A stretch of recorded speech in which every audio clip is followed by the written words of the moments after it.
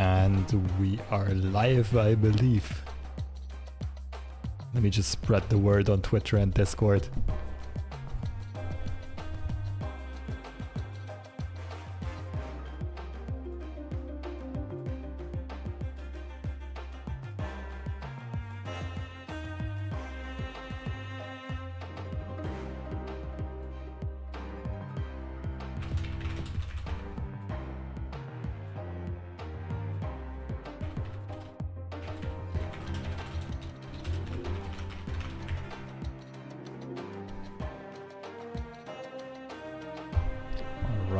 Alright.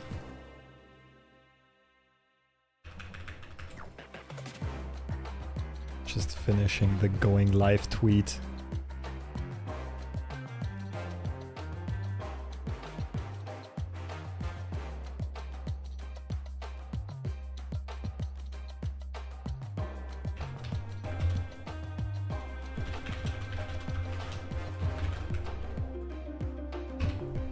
Okay.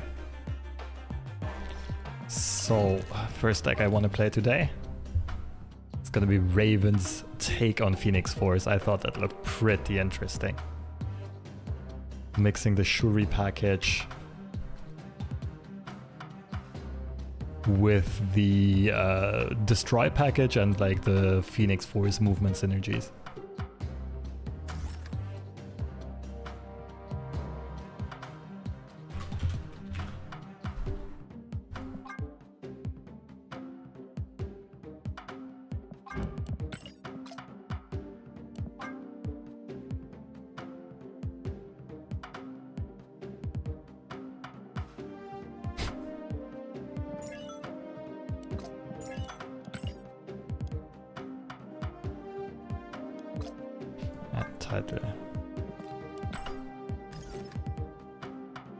I'm pretty proud of the Infinity Border Rock.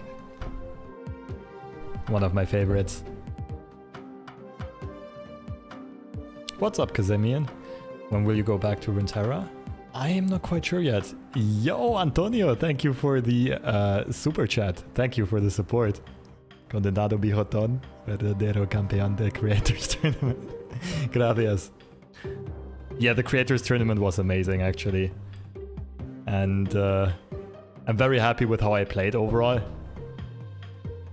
You were right about the final game, about the Thor and Kiln. It's a very, very tricky situation.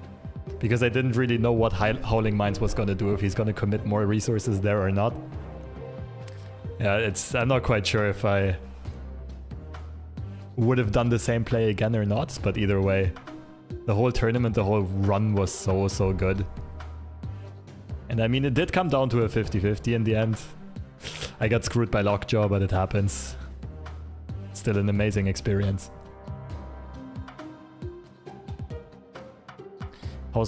So first of all, Kazemian, when will I go back to Runeterra? I might play it casually over the next few months.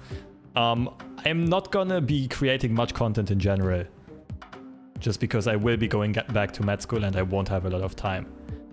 I am currently not back in med school yet. I'm currently applying for a research, well, spot basically.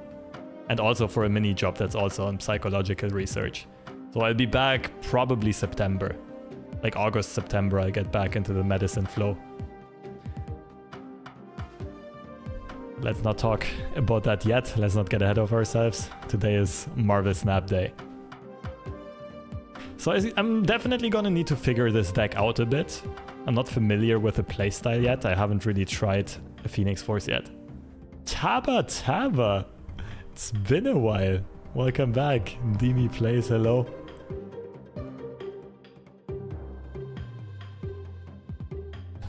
Alright, I'd say let's just try this.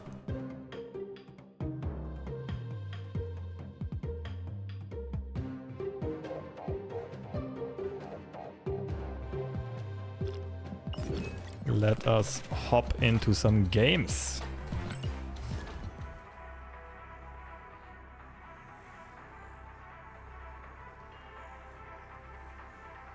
If any one of you is very experienced on Phoenix Force, feel free to give me some tips, some deck ideas. This is my first time trying the card. So I'll figure it out on the go, learning by doing. Okay, Red Skull Taskmaster. If we find Shuri and She-Hulk, we have the alternative line of play. And say, okay, who got yes to Famoso Mr. Negative deck and El Torneo? By the way, check Bing's Mr. Negative deck with Crystal and Magic. Yeah, I saw the deck by Bing's. I might play it someday as well. I was actually considering playing Mr. Negative, but I was expecting every lineup to play either Wave or Sandman. Because everyone knew that Bounce would be super strong. I thought everyone is gonna try to counter Bounce.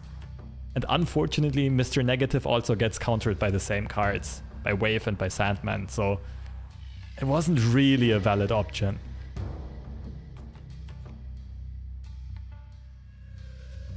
This is awkward. I think I'll just play Carnage just for stats. Phoenix Force Galactus? Spicy. What's up, Oswald? What's up, Zombie? Oh, now we're talking. Okay, so I could go Multiple Man middle, Venom middle. Phoenix Force left and move it into the right. It's not the greatest line of play, but it's okay.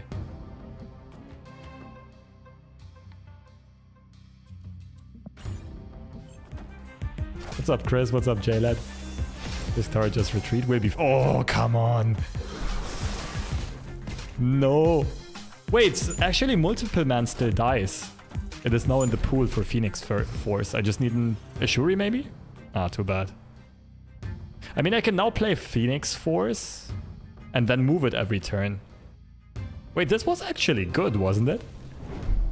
I just move it twice, like into Altar of Death, then into Miniaturized Lab, and then I play Heimdall on turn 6. So all the Phoenix Forces get moved again. I have a lot of 9-power Phoenix Forces. I think this is alright. First I thought like, no, I needed that Multiple Man, but I mean, since Altar of Death also puts it into the Destroyed pool, I think that was actually very, very good. Please don't retreat.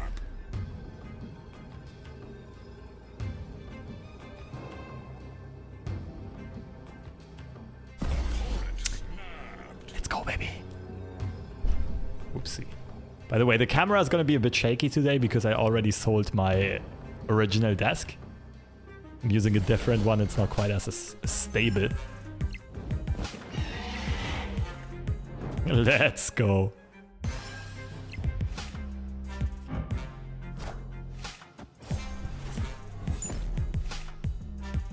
Okay, how do we do this? Do we play... Taskmaster for 9 is better than Red Skull, I think.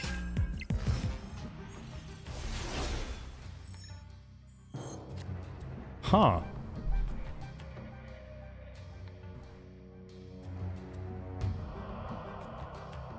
I'm thinking about using Altar of Death somehow, but I don't see the upside to it.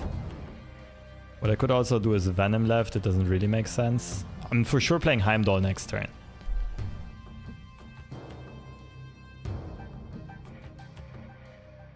I think it's just Taskmaster left, to be honest.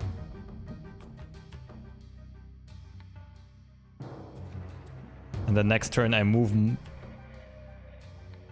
They can all move. This is crazy. Yeah, my opponent has a gazillion energy, which is a bit scary. But I have so many Phoenix Force thingy things.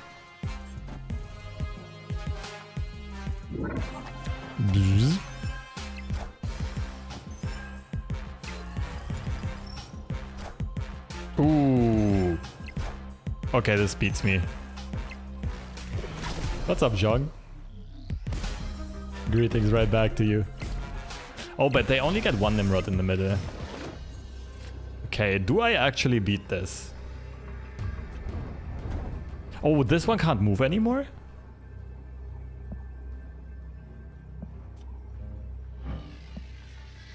So basically only the Multiple Man got copied, but not the Phoenix Force. Interesting. Okay, I do this. I play Heimdall. It's a lot of power.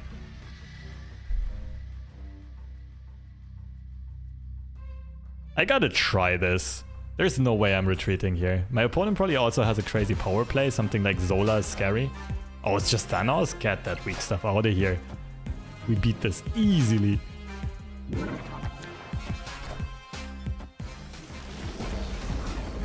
Damn, great start right away.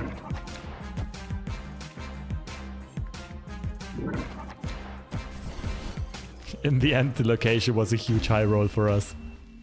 Didn't realize it at first. But worked out perfectly. GG's.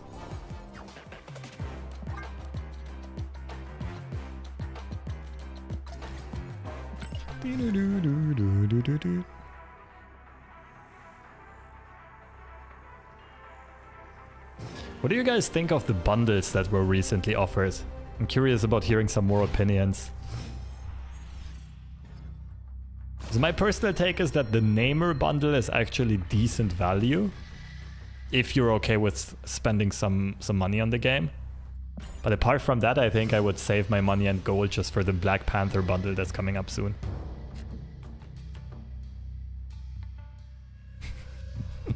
What's up, Dan? You? Okay. What do we have here?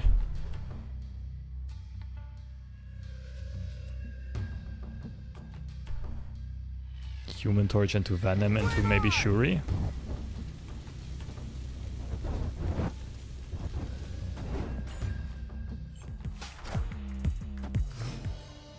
Hello, Rin. Oh. That's not good at all. Oh, and this was one turn too late.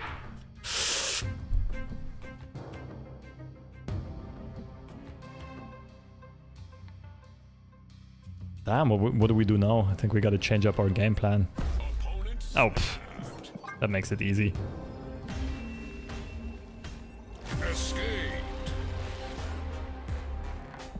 Yeah, even in pure resources, the $10 is like twice the value from buying gold in the shop. It's pretty darn good. And then you get like art and so on top.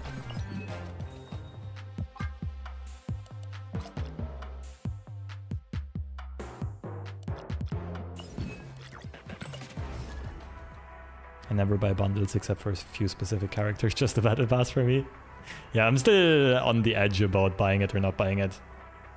Because I'm already pretty stacked on collector's tokens and so on. And I'm not that much of an art collector. I just want to maintain like being able to buy all of the newest cards so that I can play competitively. Got enough gold for Black Panther? Yeah, same here. Ooh.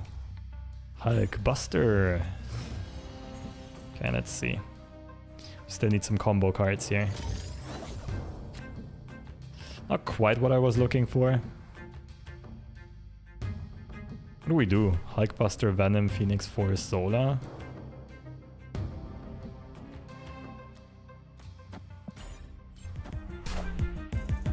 Face the might of Asgard. Face the might of Asgard. Does this work, like Shuri into Venom? It should, right?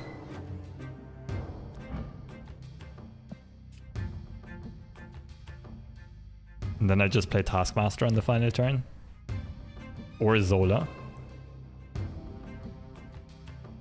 I'm just wondering if only the 5 power gets doubled or the final power of Venom gets doubled. You only get +3. Okay, so it would be +5. So Shuri into Venom would be 10, 18. Taskmaster's another 18, or Zola.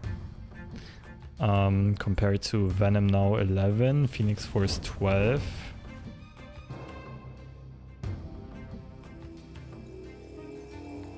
I think I like the Phoenix Force play more.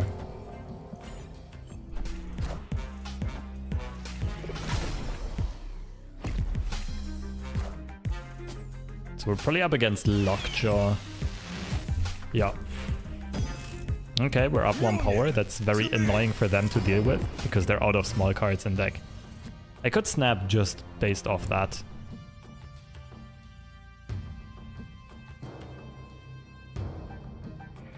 Yeah, it's Phoenix Force and then either Zola or Taskmaster.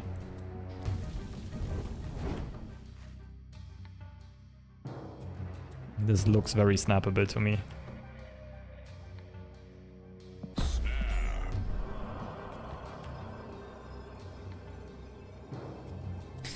GG's. Damn, the deck is better than expected. When I first saw Phoenix Force, I thought this would be a full-on meme card. I thought there's zero chance that would be playable. But so far, this is kind of flowing. But we also haven't really been running into Shang-Chi's yet. Like, Shang does properly counter this deck.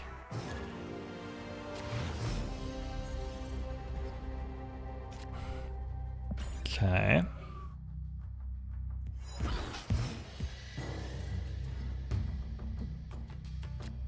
Ooh. So multiple man Carnage, Phoenix Force. Looking good. Ooh, baby. Okay, if my opponent already snaps, I'll be patient. Right, we gotta... Sorry about the sirens in the background. So our opponent snaps, that means we gotta give them a bit more credit than usual, right? They have a stronger hand range than they would usually have. Ooh. Oh, it's not really helpful. I might just play this for the 1 power somewhere. Oh, no. No. I don't want that in my death pool.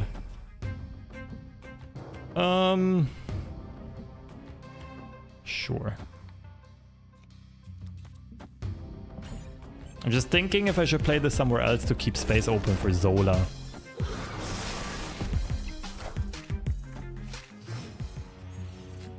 Oh, perfect. Absolute perfection. So where do we play what? Shuri goes middle, Phoenix Force goes middle. That makes Shang very tough.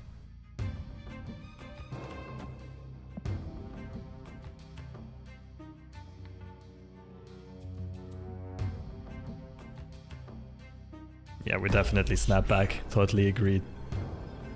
What's up, Thomas? Nice to see you. Thank you. It's been a while.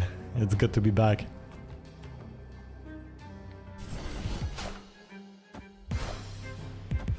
Oh, let's see who's pumping out the bigger numbers here. Ooh, we also have Red Skull Taskmaster instead. Seems weaker overall than Phoenix Force Heimdall. And my play is more flexible in case they pump something huge here. I like this a bit more.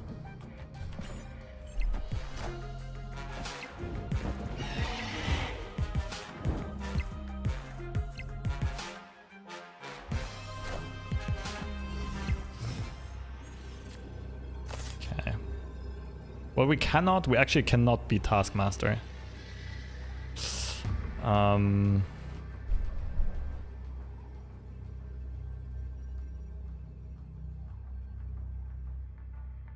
Yeah, it feels like Red Skull Taskmaster would have been the play.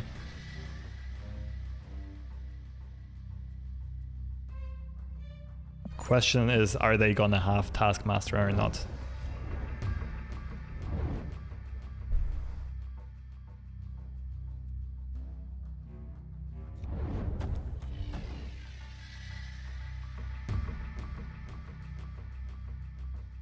I mean, if they snapped early, I would assume they do have it. I'm leaning towards retreat later. Even though we're putting up insane numbers, but we just... Like, Throne Room is better for our opponents since they went for the Red Skull line of play. You know what? Maybe I should have just gone Red Skull Taskmaster myself. This might have been too greedy by me.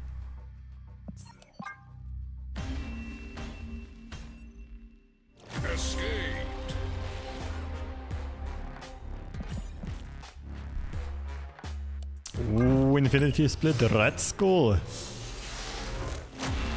Infinity.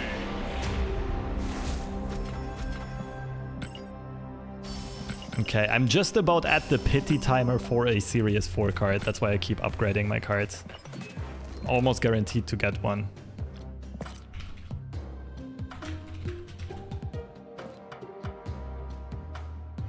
Let's hope that we get it here.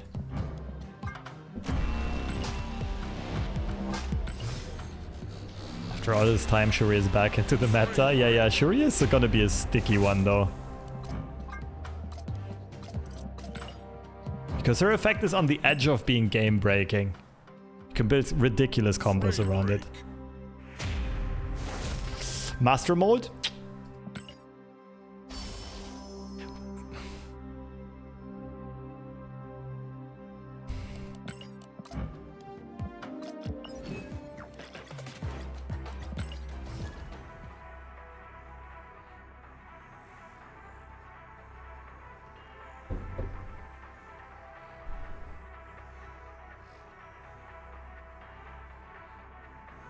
By the way, chat, does anyone know if the pity timer for Series 4 cards resets if you pull a Series 5 card?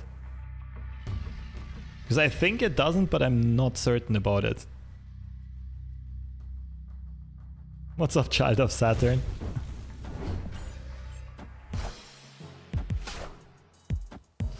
It does not? Okay. Yeah, then I'm gonna get a guaranteed one very, very soon. Mr. Fantastic. Mr. Bombastic. Already have Heimdall in hand. I kind of want to play multiple man middle here. Sure. Doesn't look like we're gonna go for any fancy combos this game. Our opponent definitely will though. Oh.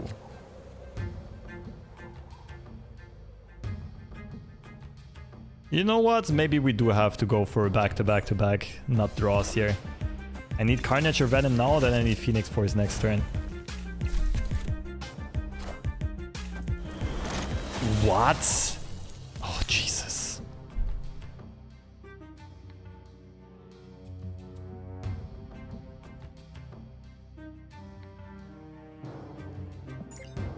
One out of 5 to draw Phoenix Force. I could go for it, and if I don't draw Phoenix Force, I just retreat.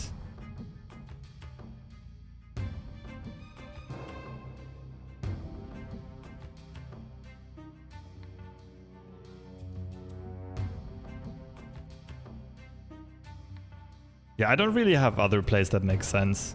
I just go for the desperation play. As long as my opponent doesn't snap, they give me an out to stay in this game. We just play for that out. Phoenix Force! Ah, too bad.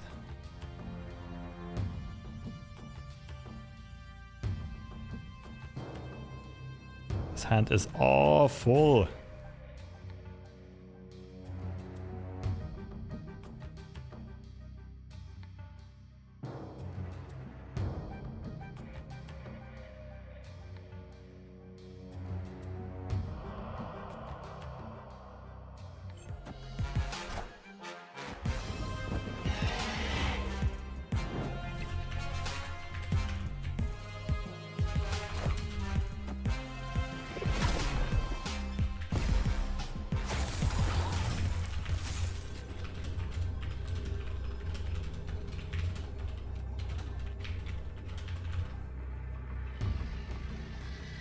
Okay, this has to be a retreat.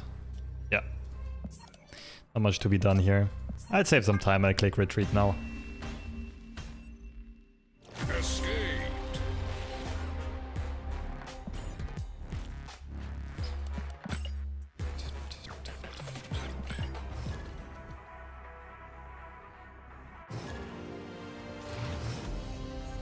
Okay.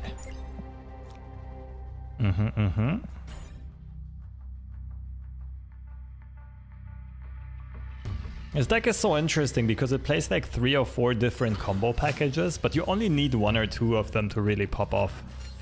So it's still very consistent, even though it plays a lot of just like 2-card combo packages, or like, right? It only plays 2 destroy cards, it only plays 2 move cards, or 3 move cards. It only plays like 3 Shuri relevant cards. Mojo World is generally not good for us. We can't get a lot of cards there.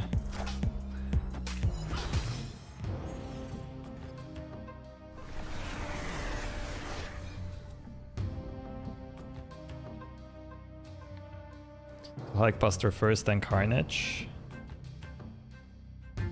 I mean, Phoenix Force is gonna be huge, but we still need to win a second location. I don't know how.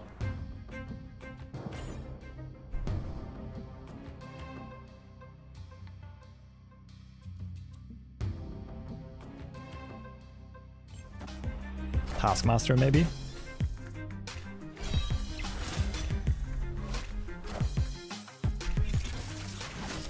Taskmaster works with Quantum Realm, right? I'm not 100% sure. I don't think I've ever seen that interaction.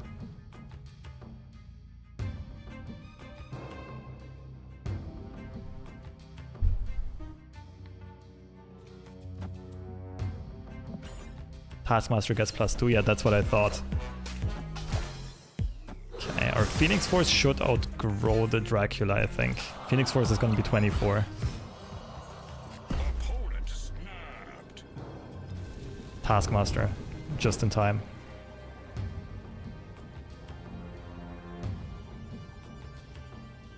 So I guess we snap back.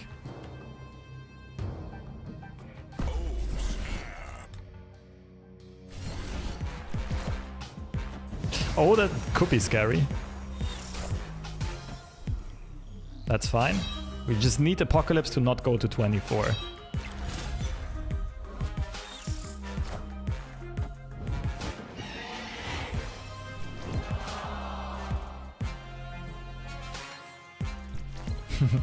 Phoenix Force animation is pretty cool. Oh, we could also move and then Zola. Or the other way around.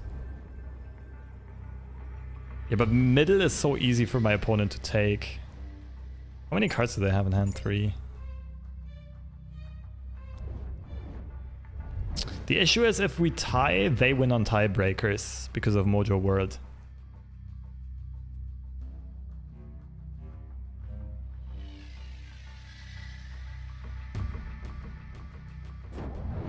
My gut still says me this is the most straightforward and the best play. Is there some Heimdall play? Not really. Thoughts on Phoenix as a card, how competitive is it? I think it's good for ladder and maybe even conquest, but in tournaments it's not really gonna pop off because it's very counterable. It's very predictable, it's very counterable. People can stop the destroys with armors and cosmos. People can stop combos with wave, and they can remove big stuff with Shang and Valkyrie.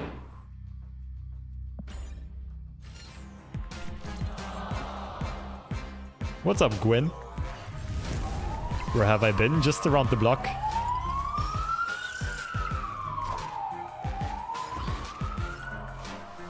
Perfect. This ended up being close, but a nicely calculated victory. And Taskmaster did not end up with +2, that's interesting. So the base power goes to 2 first, and then it gets assimilated with whatever I played before that.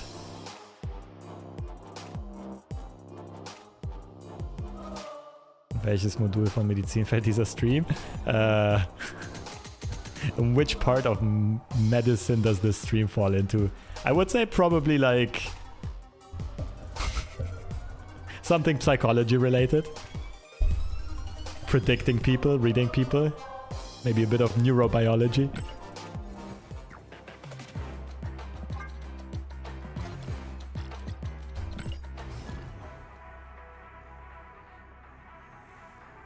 I'm glad you're back. Yeah, I'm just gonna be able to stream a couple of times because I'll be moving back to Germany very soon and then first attending university. And once I have all of that figured out, then I can see if I find more time for content or if I'll be doing medicine full time. This is depression prophylaxis, maybe? What's up, Joseph? Or maybe this is just addiction. Gambling addiction, RNG addiction. Okay, this makes Phoenix Force very tricky.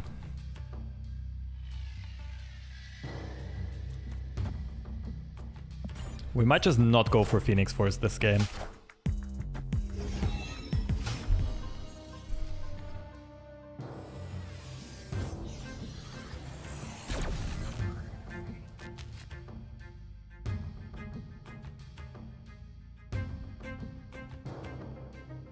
Do we go for the big 50-50 on Phoenix Force?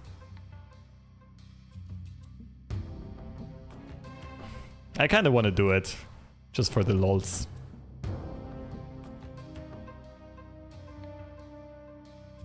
I mean, what could possibly go wrong? We could also just go Shuri Red Skull.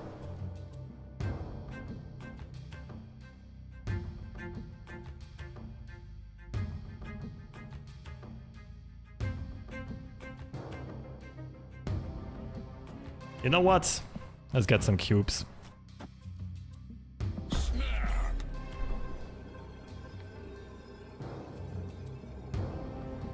I feel like Phoenix Force is a very Timmy line of play. It's very flashy. If it works out, like if we get the 50-50, we get huge numbers and win for sure, but we're probably not winning a lot of cubes off that. Oh fuck, I forgot about Strange Academy. Misplay.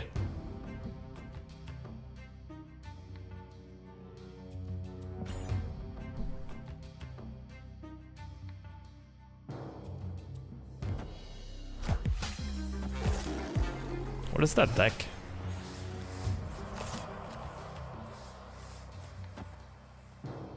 Also, can I please draw a Taskmaster? Hello?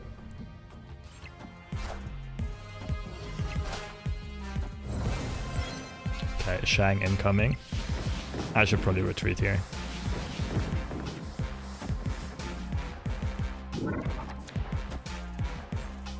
This could be Killmonger. Opponent snapped.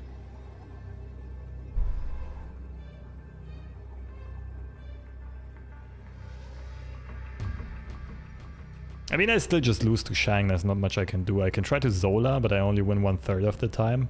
It's not good enough odds.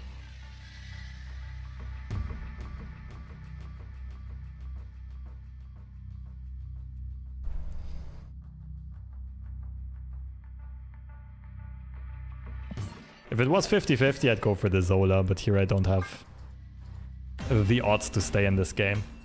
Escaped.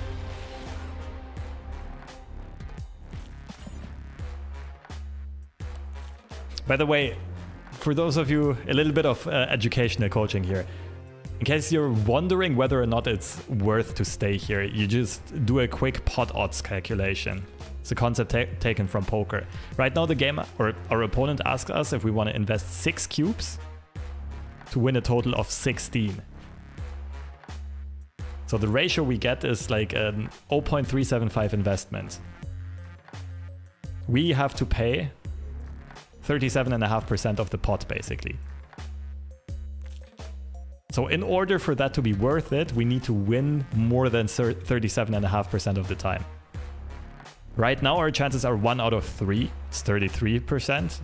So it's not worth it. We would be losing money in the long run, or losing cubes. If it was above that, if it was a 50-50, we would be making a lot of cubes in the long run, and it would be a winning play to stay.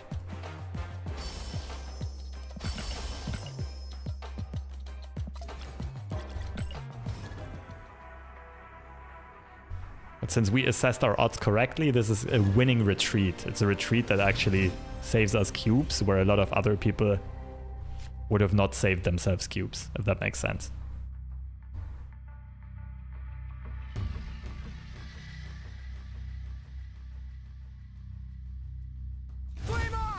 I mean, we want Human Torch to get destroyed. Might as well just slam it into Hala.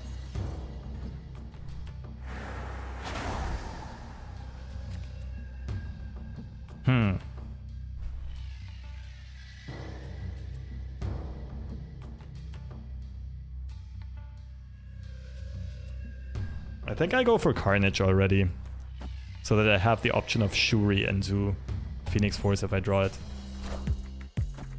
I don't have poker background, my brain hurts. Yeah, if you've never familiarized yourselves with like odds calculations, then it might be a bit complicated. Oh, Red Skull would also be a really good draw for Isle of Silence.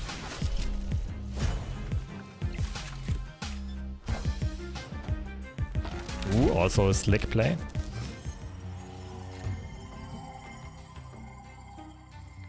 So we want Phoenix Force or Red Skull. 2 out of 5 for a very good draw.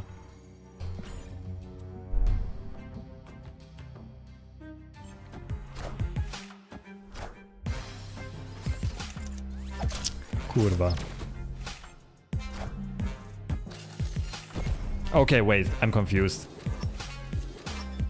So all 3 Shuris are activated, right?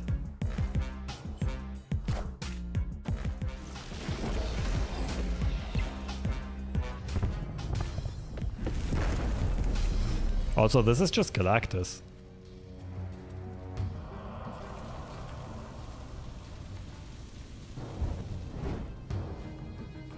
Opponent snapped. They got a Galactus? Yeah, but where? Oh wait, my Phoenix Force is only 8, isn't it? Ah, but that beats Galactus by 1.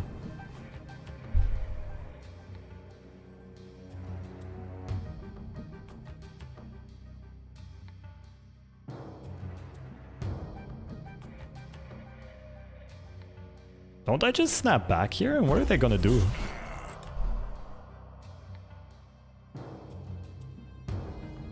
I used to bunk off school when I had math.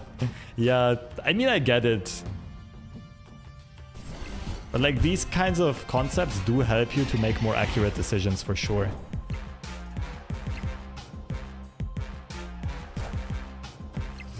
Get wrecked, kiddo. Ooh. I mean, moving is so strong here though, I'd rather do this. Because of the Human Torch effect. I don't see how they can beat this. GG's, the snap back was perfectly timed, securing 2 extra cubes.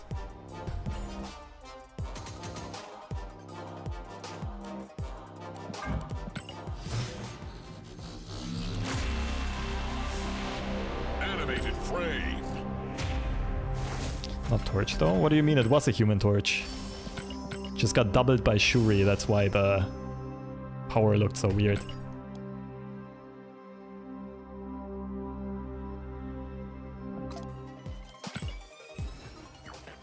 Win matches. Not a pixel, not a pixel, not a pixel. Oh, that's not too bad.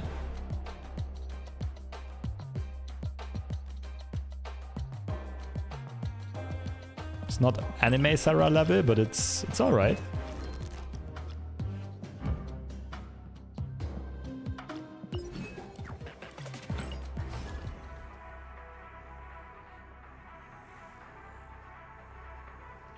Shuri is better because Skull is 28. I'm a bit confused by what you mean. We already used up all 3 Shuri effects by playing 1 card.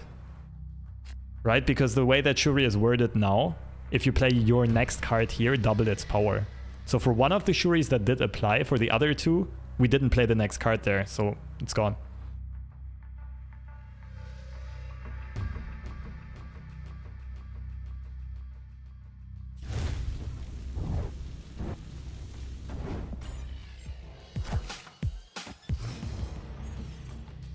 Phoenix revived Shuri, destroyed by Zola instead of... Oh, then I didn't pay enough attention. Someone thought you revived Torch because of the trail effect. I also thought I revived Torch. Okay, then I was talking nonsense. I apologize to you, chat, and fighters especially.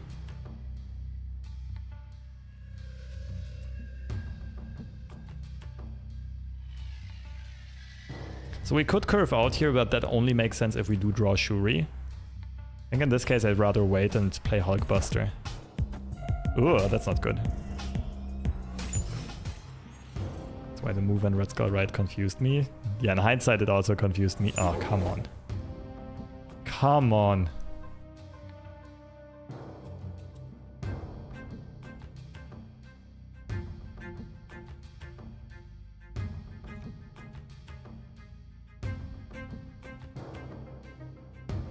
Looks like both players just want to clog hands. Well, we're getting clogged more effectively, but oh, never mind. Zabu and Sentinel, that could easily mean Shang-Chi.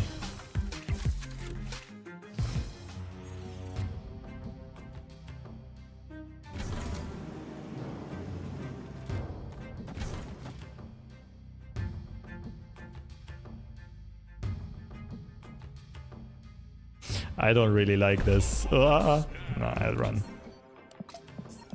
Especially if they snap, they'll probably have Shang. Escaped.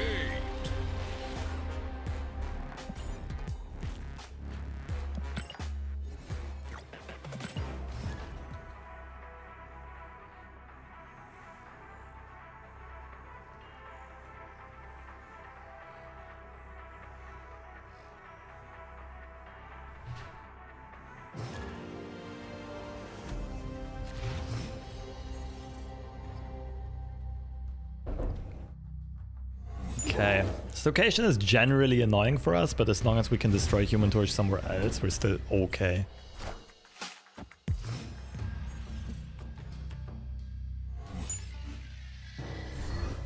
Okay, then we gotta find Venom instead. Got rid of our opponent's Storm. That doesn't tell us too much yet, but it does narrow down. Oh, baby.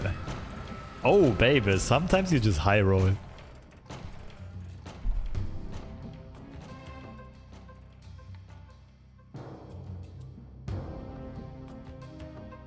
We still need Taskmaster to actually close this out.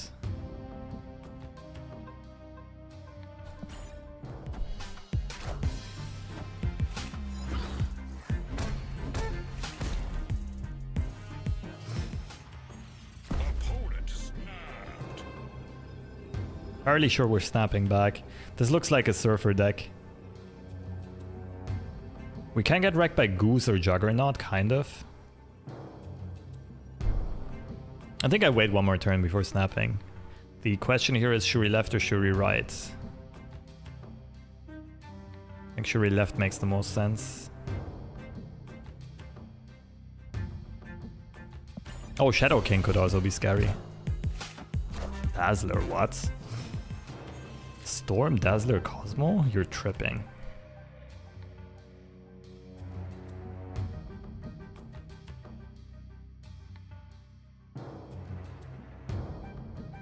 So we hope to top deck either Taskmaster or Zola here. 50-50.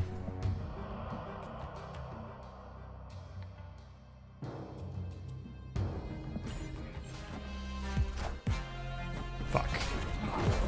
And they had priority, that's pretty big. Oh, what? Oh, it still activates, I didn't know. But now we can't Zola effectively anymore. Oh, Taskmaster is perfect.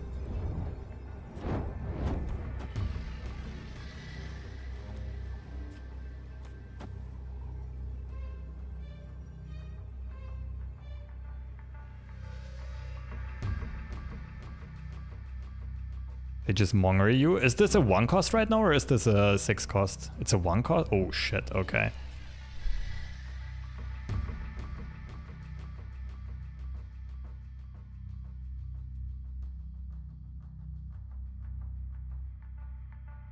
You know what? In this case I should probably run, shouldn't I? In this case I should have played Red Skull.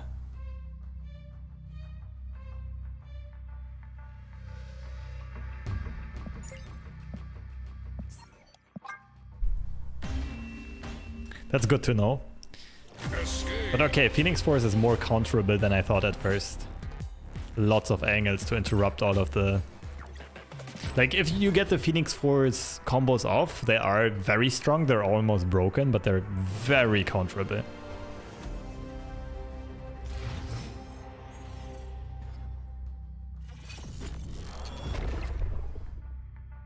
Phoenix Force is Hulkbuster on steroids. And then it's more flexible, I would say. But I get the sentiment. Okay, I haven't really used Zola yet, anyway. It's perfectly fine.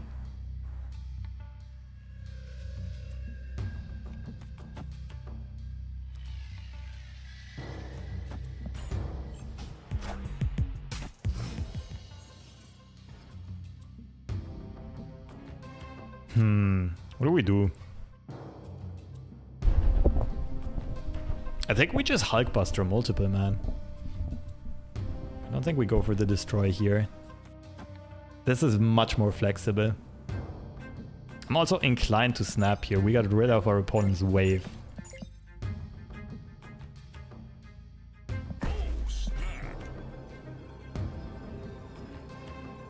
I feel like we should be ahead.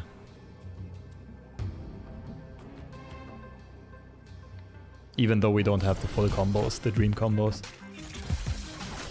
I'm just scared of Shang.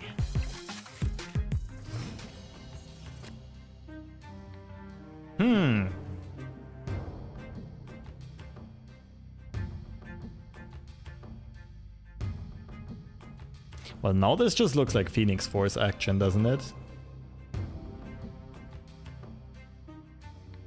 15 power Phoenix Force. It's too good to not do it. Do Shuri Red Skull? I don't think it's better. Like, we'll for sure get two 15 power Phoenix Forces, and then either Heimdall or Taskmaster are amazing draws, and we still have 2 draws left. What's up, Damien? Nice to see you, Dr. Robotnik. Man, I really need to watch that new Sonic movie. I still haven't. Ooh, that sucks. Ah, there's the real MVP. So let's go right side first. This could be a Galactus deck, so we want to cover right side and left side.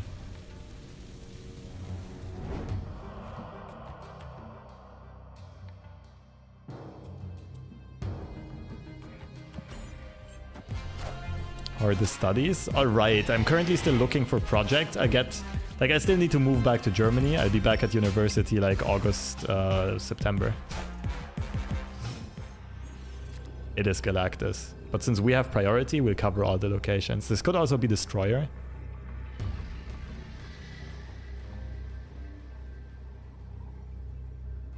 What? The Yondu.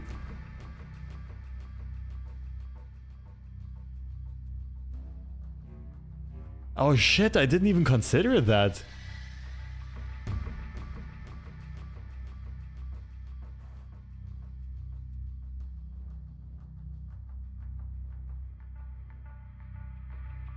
So Destroyer... What happens? Destroyer middle we beat.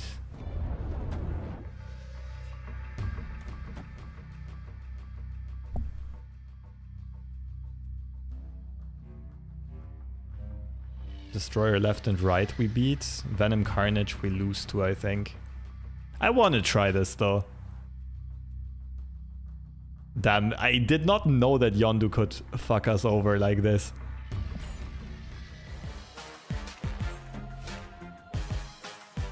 It's Destroyer, isn't it? We beat Destroyer, we beat Galactus. Easy mode. We almost got outplayed here, but... Our opponent wasn't able to put out too much power.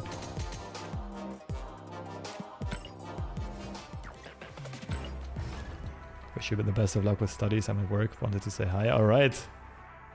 Thank you so much. Bend the Rock Road. Yeah, have a nice day at work, Damien.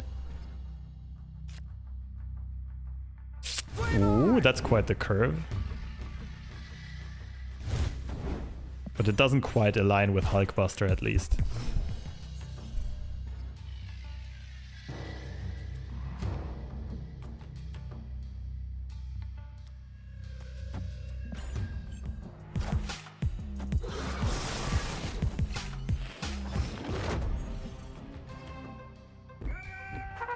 Oh. I don't think we want to play Thor. We would not be happy about drawing Mjolnir. They want either Taskmaster or Phoenix Force.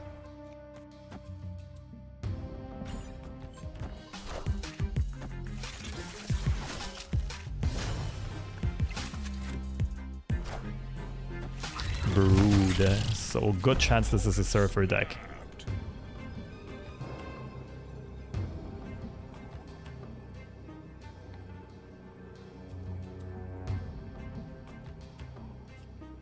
So Shuri, pass, and then Red Skull, She-Hulk.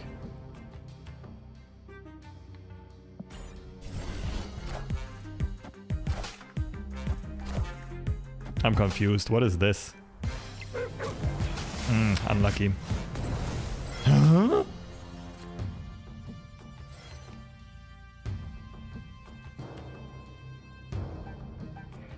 We're still getting shanked though. I don't think we win this. But Lockjaw,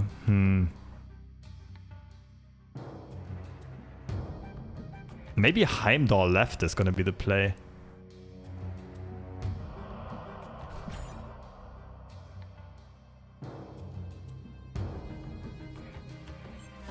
Oh? Filled up the location? Wait, this is doable. Ah, but Heimdall left does not beat Surfer.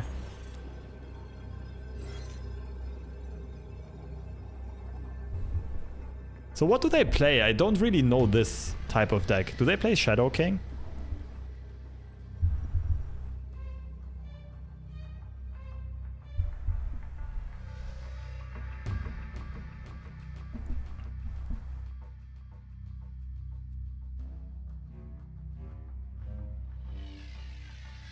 Honestly, like, Taskmaster left is just good. It only loses to Shadow King.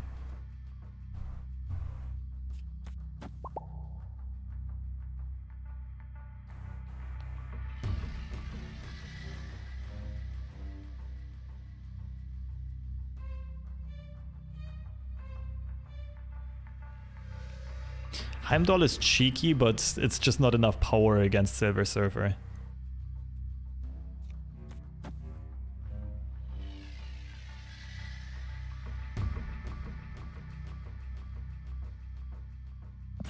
Let's try this. Please no Shadow King. It's probably Shadow King.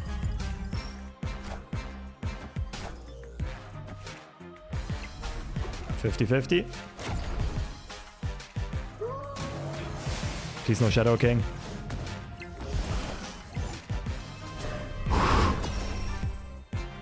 That got close. That got so close. It was not just a 50-50. It was literally just... If Shuri would have been hit, we would go down to 28 here. We would also lose. We were just 1 out of 4 to win this. But hey, sometimes fortune favors the bald, right?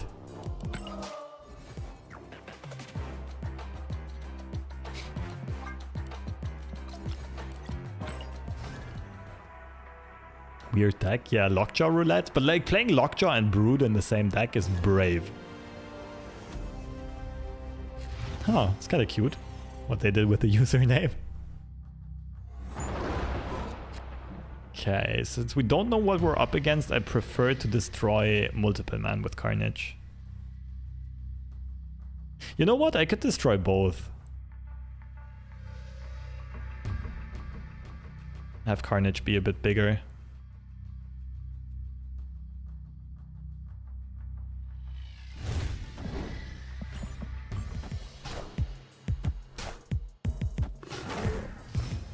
Okay, could definitely be bounce.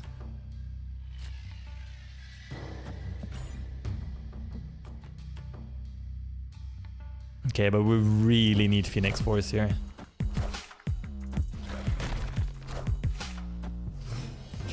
The Korg is actually scary.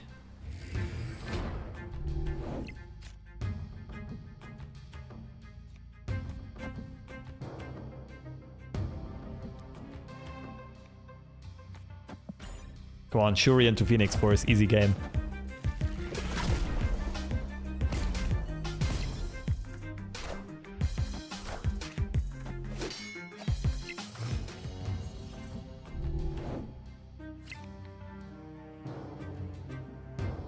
Not quite, my friends, not quite. We still believe though, right? We still believe in the Phoenix Force.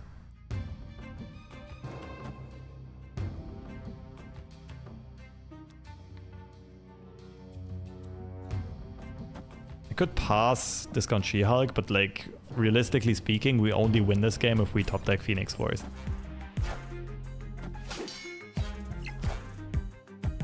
Ooh, yay. 1 out of 5.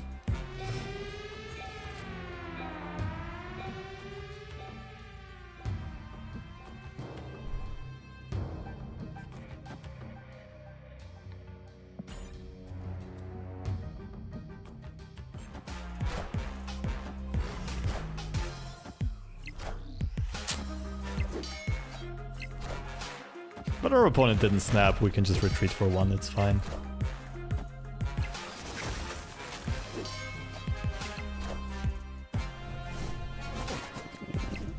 Wait... They can't get power into the right side anymore. Are you telling me this could just win? What their kitty was 8 or 10 power.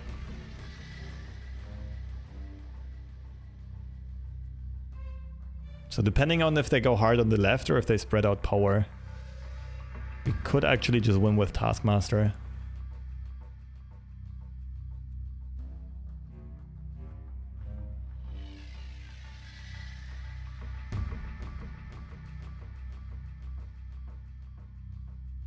What do you think, chat? Taskmaster left or middle?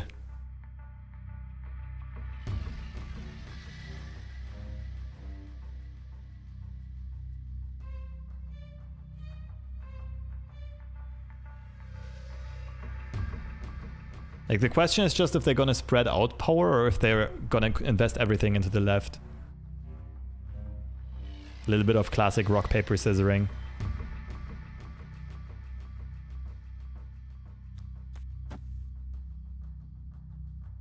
Let's try this.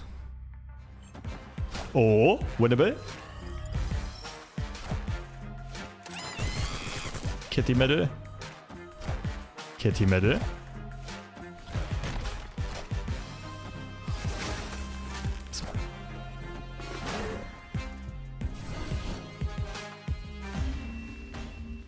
Pinpoint precision. Victory. 2 locations by 1. And we beat the best deck in the game without a proper draw. How good is this? Damn. I wasn't too confident going into this, but that was a banger. I thought you were going to focus on your medical studies for 2 years. Yes, I will. I am moving out of Warsaw on Sunday. And then I'll pick up my studies again in like August, September.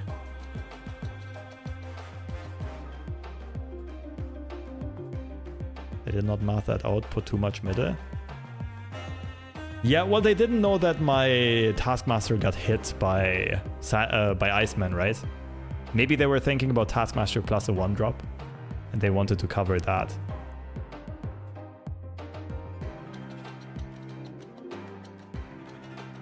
And Kitty Bounce is the strongest deck right now.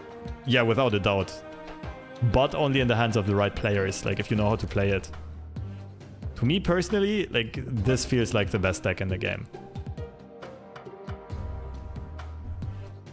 Like I never played this type of bounce before. I started playing it in Infinity Conquest and I went 20-0. Like 4 Infinity Avatars in a row. And I literally, like I was learning it while, like during that process.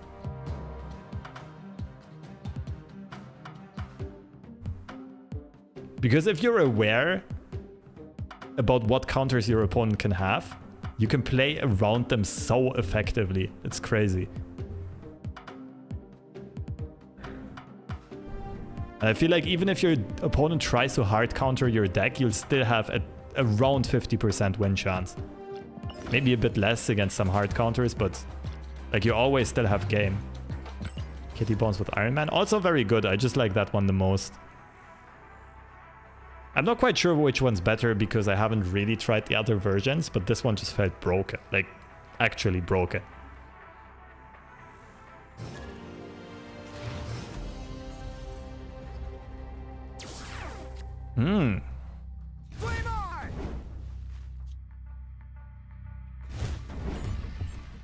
Juicy. Hulks and then Zola. We might just not go Phoenix Force in this. Well, this is a little awkward.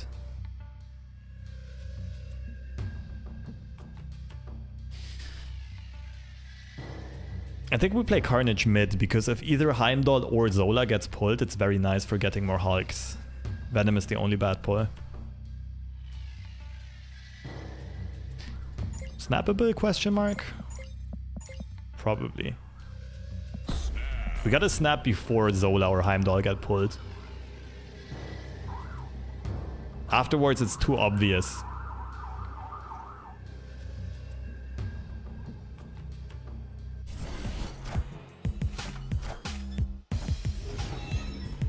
Nice.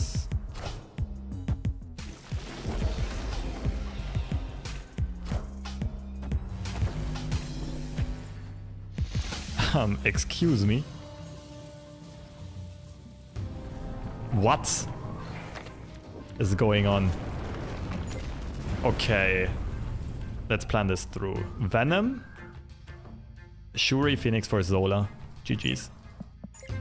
GG, easy game.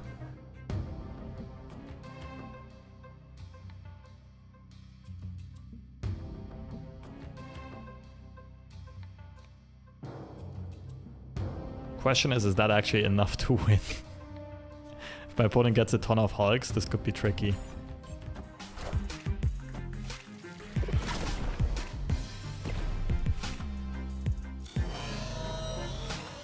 Oh, will Bird revive Lamentist cards? That's true. I didn't consider it. I did not consider that. It does.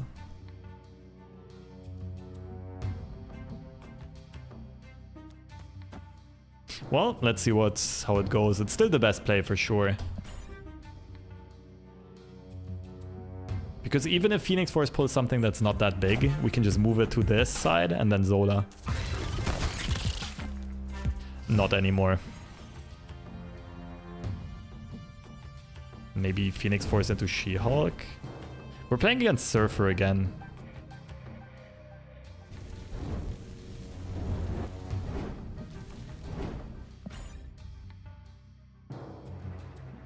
We could also not move the Phoenix and just play Zola left. Random destroy effects are trolling Phoenix. Phoenix gets trolled by a lot of locations. Also something like squirrels. See? Let's go. Still the same issue. We gotta win a second location.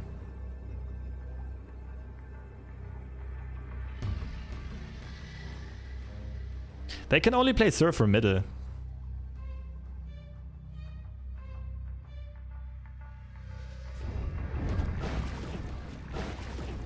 Eh.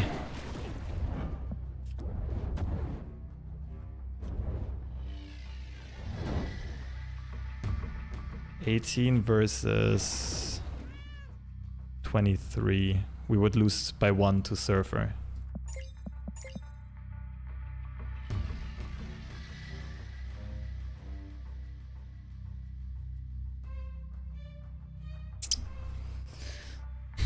Zola for a 50-50.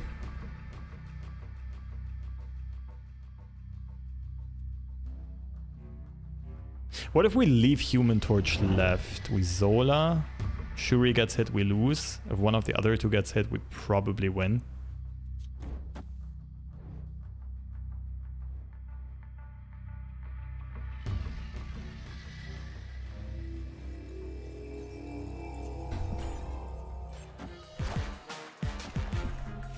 Not Shuri. Let's go. Should be enough. Weak. Yeah, let's go. The read was on as well.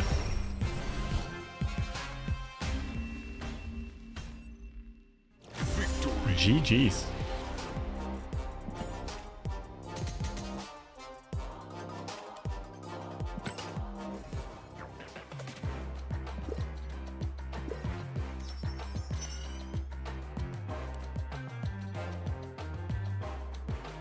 %66% chance, yeah. The odds were definitely in our favor.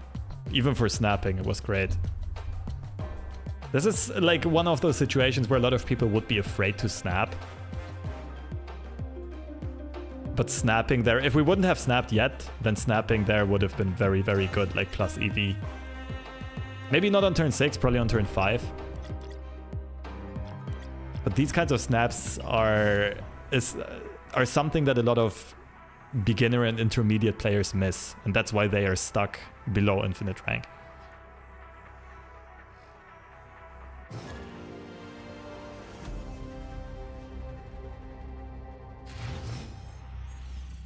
Honestly, people take way less odds with cards like Iron Lad. Yeah, that's true. They often go play off Copium. I think we'll Carnage the multiple man here.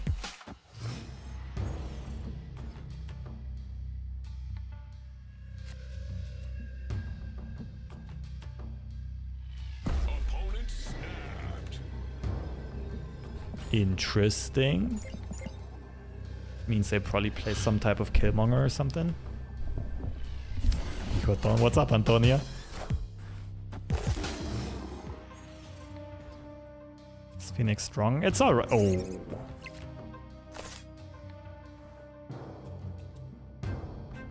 Well, that's not good.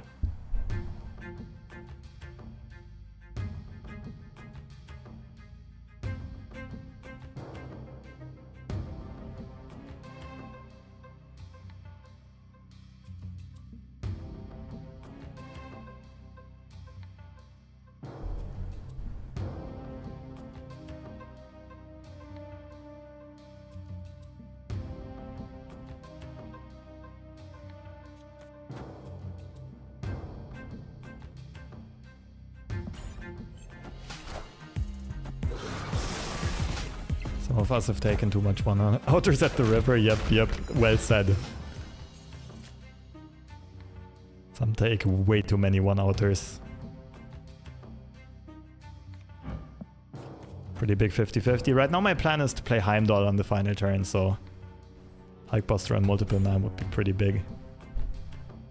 What's up, Joe? Welcome to the stream.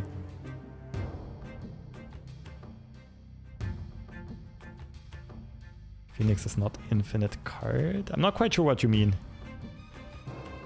Phoenix Force is the season pass card this month.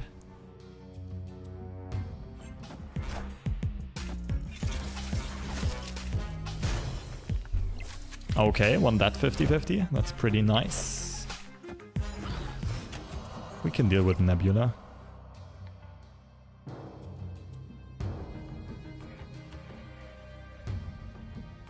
She-Hulk right into Heimdall right would force our opponent to commit more stuff here. Also spreads power quite nicely. We get 2 squirrel buffs on the left. I really like it.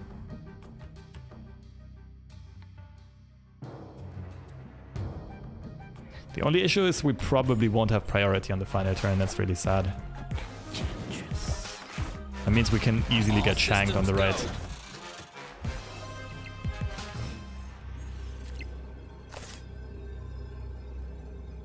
Can also get shanked middle. Shang-Chi doesn't exist, right, chat? It's not a real card. It can't hurt us. So the only question here is, where does Heimdall go?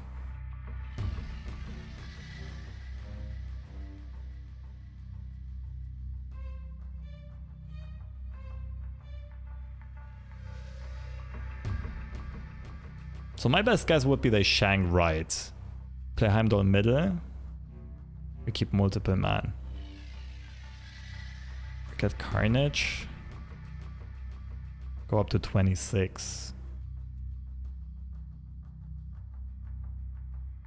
This is really bad if they do Shang in the middle though. In that case, this would make more sense. No, we would still lose.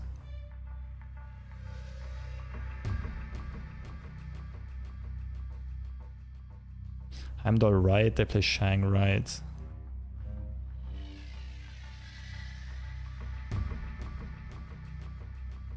I think I like this the most. They have Shang but didn't draw it. That's also a possibility, something I would hope for.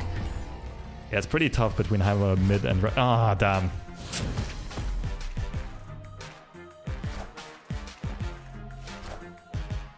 But we would have lost either way. Wait. Wait. Wait, I forgot the Stark Tower buff. I forgot the Stark Tower buff. Oh my goodness. I was a total 10 head without even realizing it. What? How did we win that? Our opponent had all the counters. Squirrel power, literally. We just got carried by 2 squirrels.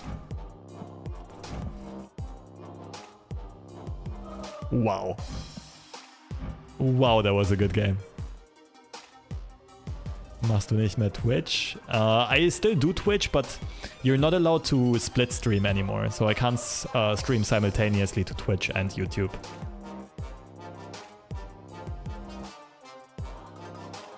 But also going forward, like I won't have much time to stream the next few months or maybe even years, so I won't be very active on Twitch.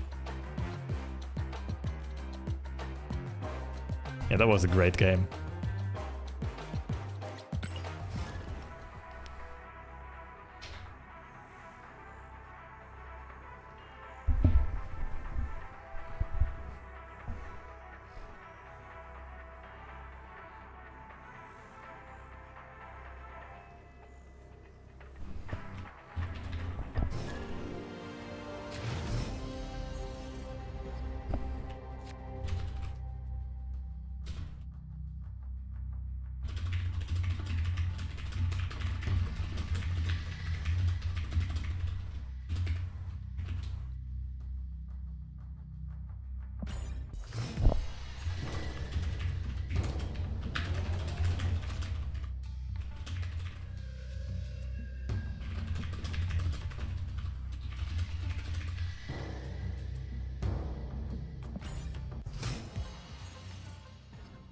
Great Web and Luke's Bar, that's kind of filthy.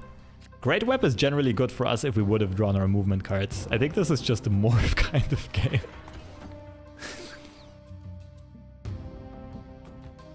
But our opponent didn't play anything on turn 1 and 2, like the morph should be very strong on average.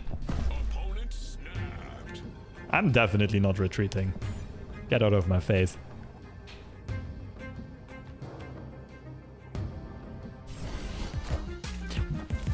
I don't get people who snap and then don't play anything. Ooh.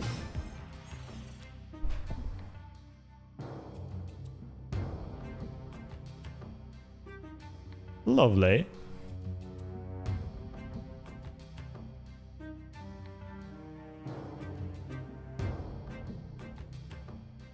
So Human Torch would end up being an 8. The better play is probably Shuri, Red Skull, Zola.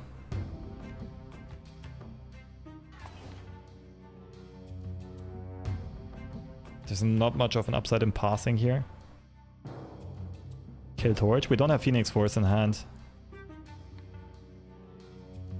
Torch Venom is 7. No, I'm pretty sure it's Shuri, Red Skull, and then either Taskmaster or Zola, depending on what we find.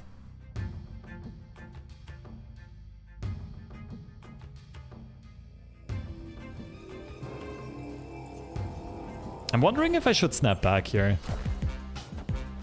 Still a lot of uncertainty, but we have the early power advantage, if that makes sense.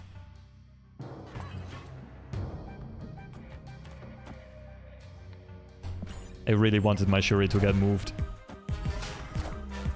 Nimrod. Yeah, now it's just Zola, isn't it?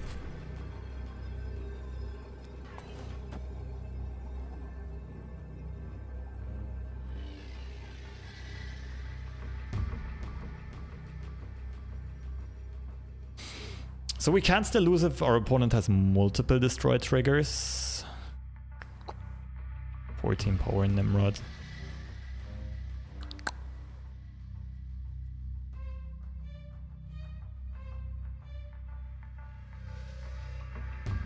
You lose to Zola? No, it would be even. 28 middle. We would win left. We would be even on the right. So if they Zola, we actually win tiebreakers. I'm just thinking about snapping back. Like, I'm staying in this for sure.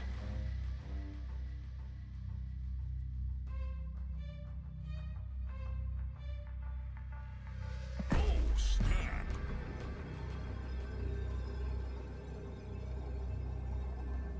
Victory. Maybe that was too greedy. Yeah, maybe I should have just been more confident in snapping earlier. Like, I didn't know what kind of combo my opponent's trying to drop. I guess I also wasn't sure whether or not Shuri would get pulled by Great Web, so I couldn't... Nah, I didn't really have the opportunity to snap earlier.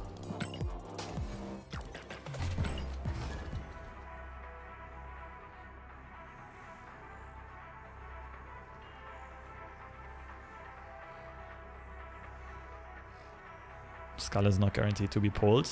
Yeah, I mean, they would have one space open on the left anyway, and I would have Zola right and Skull middle.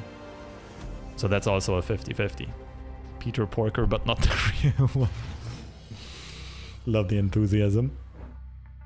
A true role player. Okay, this is generally amazing with our deck. We don't have the right hand, but we'll stay in this. What's up, Squeeze Me? Long time no stream indeed.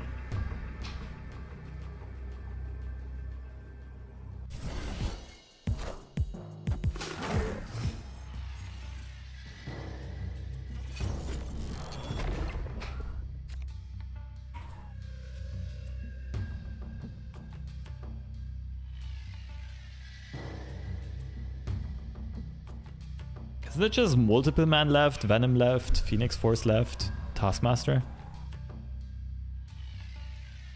Should even beat Kitty Bones here.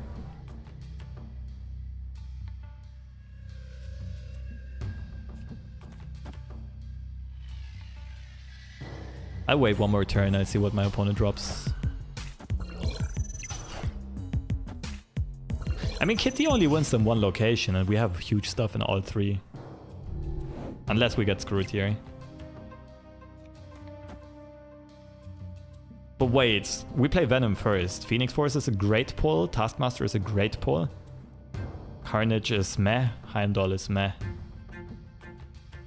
So we really only want Heimdall to not be pulled. So I think we snap. Just seeing the first location you see be the one you like is enough to snap. It really depends on your hand and what you know about your opponent. It's different in Conquest than it is in Ladder.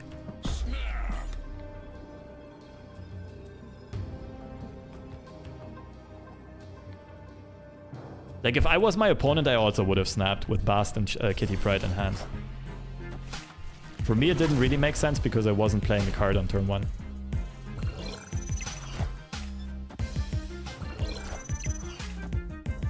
Imagine not seeing from you in years.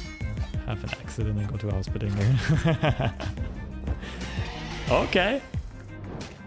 Yeah, this is not quite the outcome I was hoping for, but we'll still have a ton of... Nah, this is still very good, isn't it? Oh, Hulkbuster as well.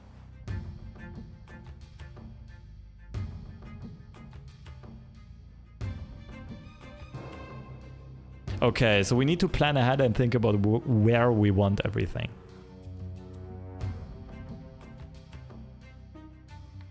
I think I'll do this. Next turn, move it back to Sakaar, play Taskmaster left, and then Heimdall right.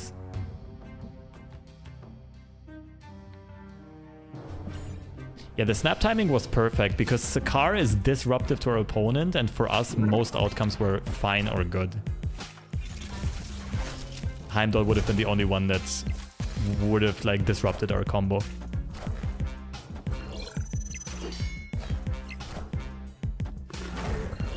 So they're gonna have to invest Kitty left, which means we should easily win the other two.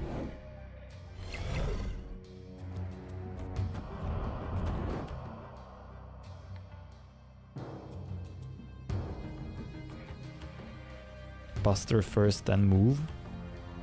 You're right, I missed 4 power. Bust. Wait, no, it doesn't work, does it? Because the move happens first. Wait. Let me think about this. Yeah, no, the move happens first. The Buster would have been empty. So that was the correct line of play. Like, the Buster would have not found the target. Heimdall better? Yeah, on turn 6 we play Heimdall.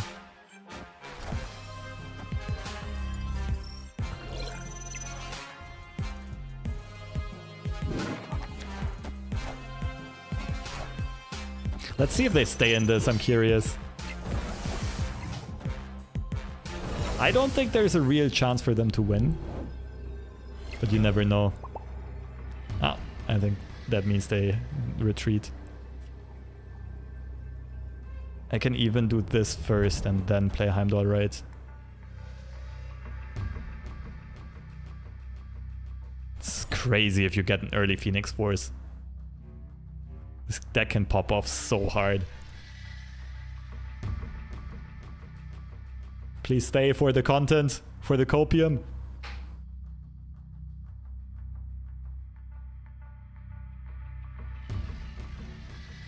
Like, if I don't have Heimdall, they actually have a chance of winning. But the way I've been playing, it also really looks like I'm setting up Heimdall. Didn't get the full dream off, but still, 4 cubes.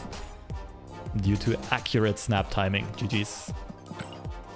So we already climbed from 83 to 88 in record time.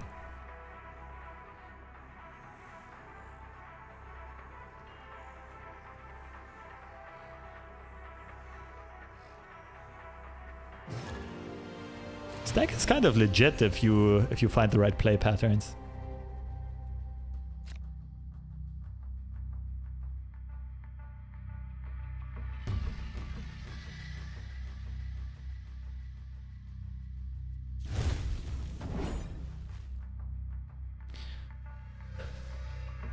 Okay, let's see. Not sure if we want to gobble up the Human Torch or the multiple man.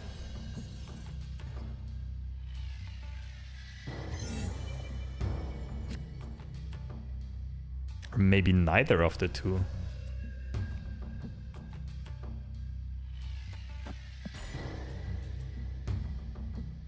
What's the better bird target, multiple man or torch? If you have Taskmaster in hand, sometimes torch is better, but most of the time I would say multiple man is better. Like if you have Heimdall in hand, multiple man, for sure. If you have Taskmaster, it depends. Okay, let's hope. Hopium. Okoye. Should I snap this just because my opponent plays Okoye? I want to see one more turn. I want to see what my opponent's deck is.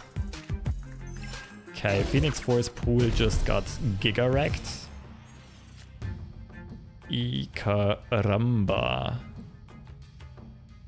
So we have one horrible target and 2 good ones.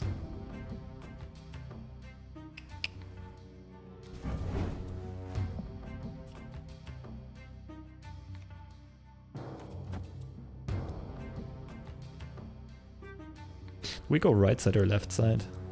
Right side or middle? I think we go middle. Because we don't know yet if we actually play Heimdall on turn 6. So since we have 2 out of 3 good pulls, I should probably snap here. What I could also do is Shuri Red Skull and hope for Zola or Taskmaster. In that case, I want Shuri Right.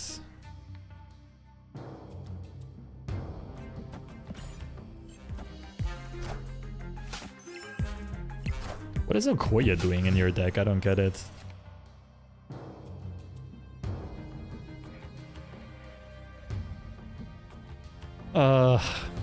Tricky one.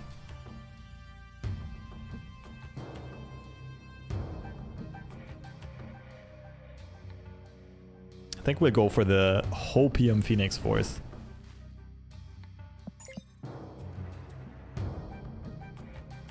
I can't really snap this. We only win for sure if we get multiple man.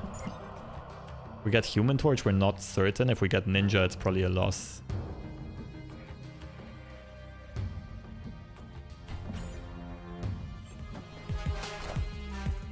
I am Iron Man. What are you doing? Damn it.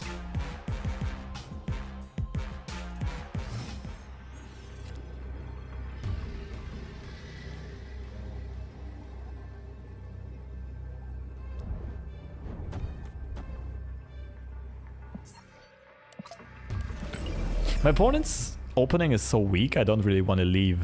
Also, they kind of commit to the right side with Iron Man.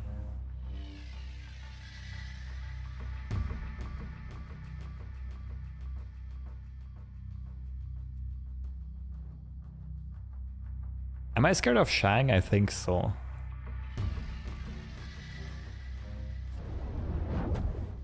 Could do this. This feels like overcommit to the left side. I kind of want to play Heimdall middle. Hope they don't have Shang. I'll just try it. Let's see what happens. No! Wait, we still win. Right now we still win. What a weird game.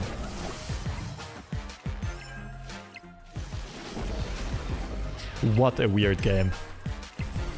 Is Kitty with Iron Man good? Yes. I'll play a version without Iron Man, but you can also play Iron Man for sure. It feels like nothing can stop us from climbing today.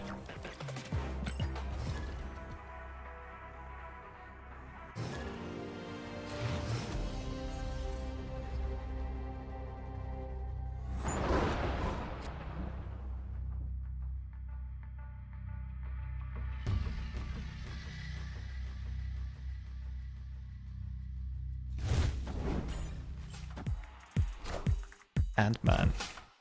Is Cav a bot? Cav looks a bit bottish. Could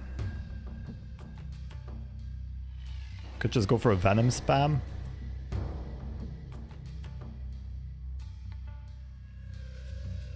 Let's do it.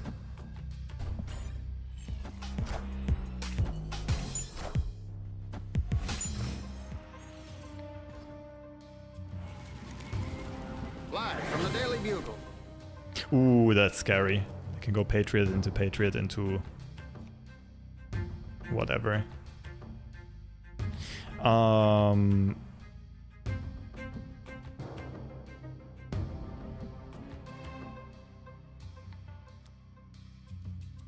Shuri mid, Red Skull mid.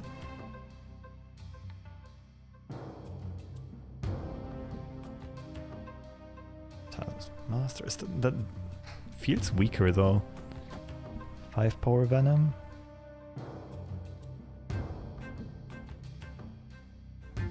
Next one is gonna be 10.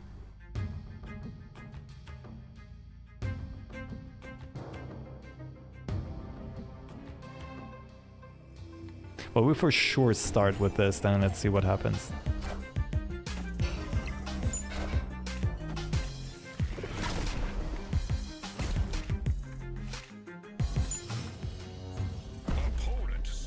It is a bot, isn't it?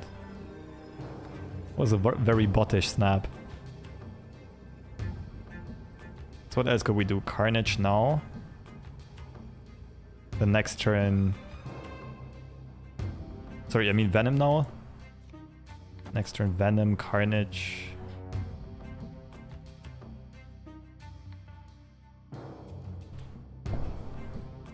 Can have a 20 power Venom plus a 20 power Taskmaster.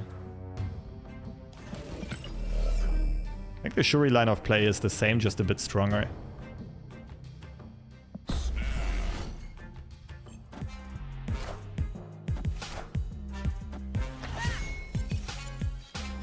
Yeah, it does feel like we're playing against a bot. Nothing stopped me yesterday from getting to infinite. Congrats!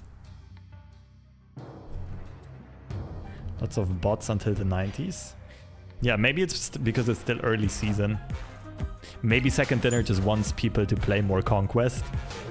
And that's why they add all these bots.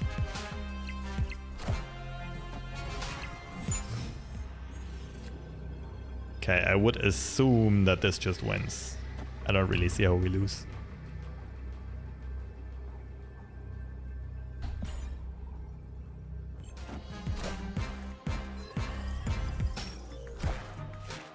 Easy.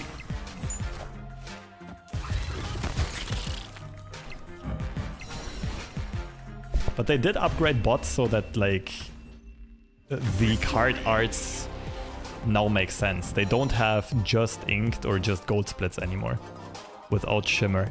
At least I haven't seen any of those in a long time, like in a month or two.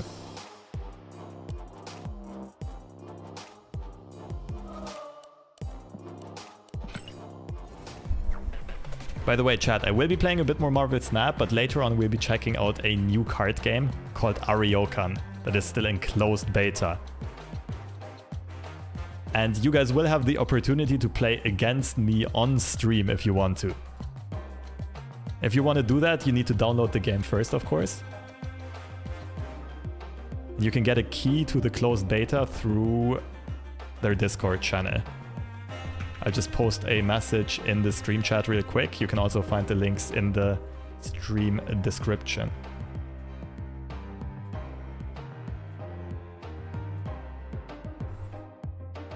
So yeah, if someone wants to play against me later on, I would really appreciate it.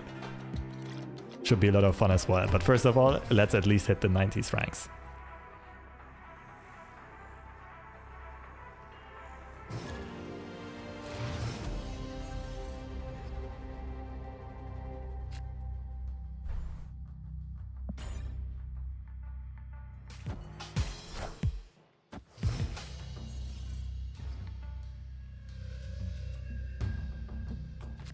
Okay, let's plan this one out first.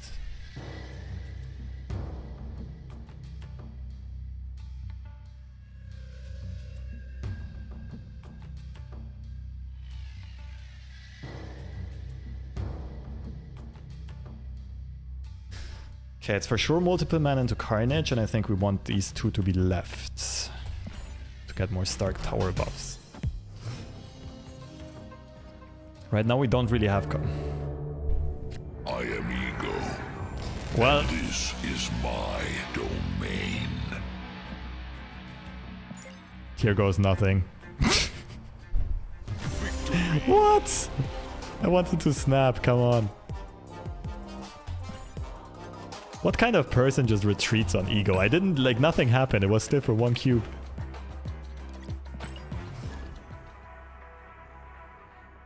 Any thoughts on the upcoming Spotlight caches? I didn't really do the maths behind them yet, so I think it's friendlier for new players,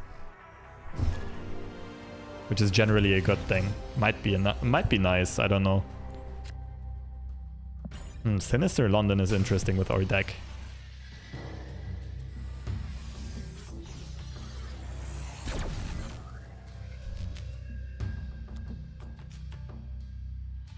Pass into She-Hulk.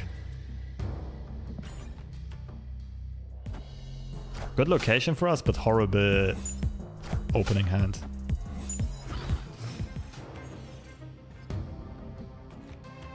Opponent snapped.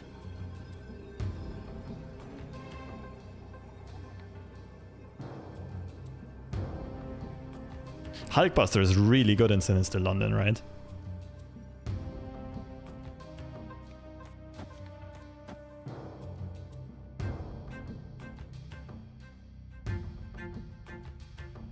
I think we're just popping off here.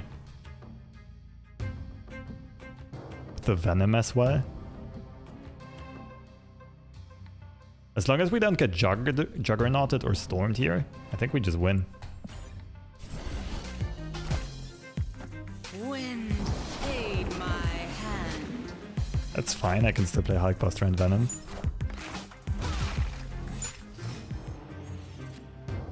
Ooh. Wait, how does Shuri work with Hulkbuster? Ah, I can't play here anyway. So it's Hulkbuster left, Venom left, and then maybe Zola. Pretty sure we snap back here. We let a bit of time run out, but this is looking super strong for us. I think them removing the gold and tokens is a little flimsy, but giving us all the ability to save spotlights for the exact new cards we want is a great move. Yeah, it's a double-edged sword. Of course, like, in the end, they are still thinking about profitability, like how can they make the players happy and make more money. It's trying to find that middle ground. We'll see. Shuri, Venom, Zola. Shuri only buffs the base power of Venom. This was beautiful.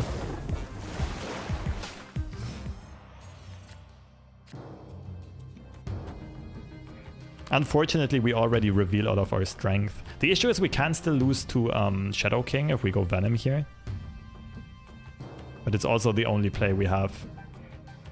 I could Venom middle, Zola middle. Nah, this is just better. Oh, I forgot to snap back.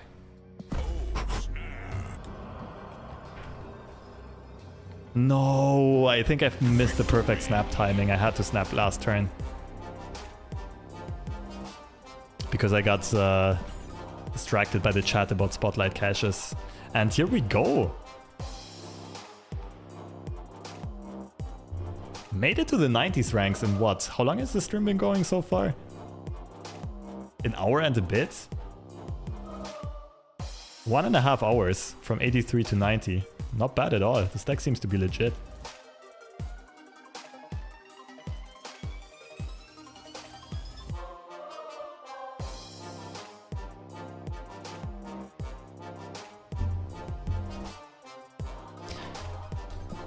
So yeah, I can recommend this deck as long as this is your guys' playstyle. Just be aware that this can definitely be countered by a lot of cards.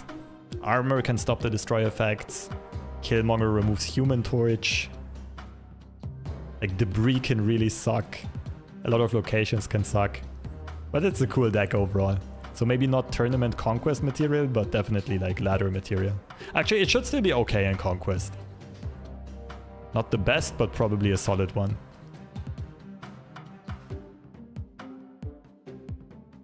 With that being said, I think it's a good opportunity to switch over to Ariokan. Hello, Rakat. Ooh. Can't quite pronounce your name. Rakotonarivo. Welcome, welcome. So for all of you card gamers out here, I would definitely recommend you to at least take a look at this game. It's a very interesting one. This is a sponsored stream, but it is a very promising upcoming card game, so I'm pretty excited about it. I just switch over because Ariokan is going to be played in the Epic Games launcher. Again, if you want to play this against me on stream, you can get your beta key here. Let's see if this worked. Yes.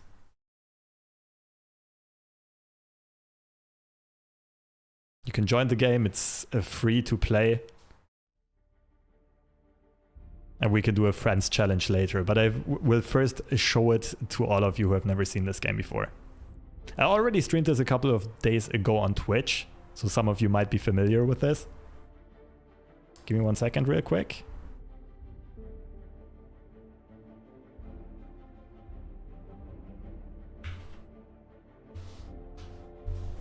I just read a Discord message.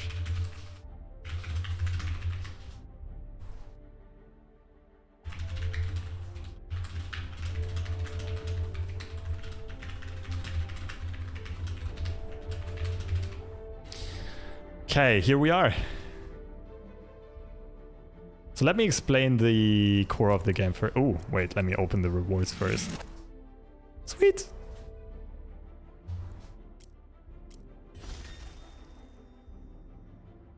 So what makes this game unique and special is the opportunity to create your own cards and play them in your deck. We will get to that in a bit because this will probably look a bit messy at first sight if you've never seen how Ariokan is played first. But we can literally design our own cards. Lobster Mobster, I don't know. Right? We give him a faction. And we can, like, depending on how we design the card, how much power and... Wait, I need to change the scene. Here we go. Depending on how we design the card, how much power we give them, how much health we give them, the mana cost is gonna equalize to basically summon it out. We have keywords and so on, we have positive or negative effects, right? Some drawbacks. Like we have to discard cards, that makes the card cheaper.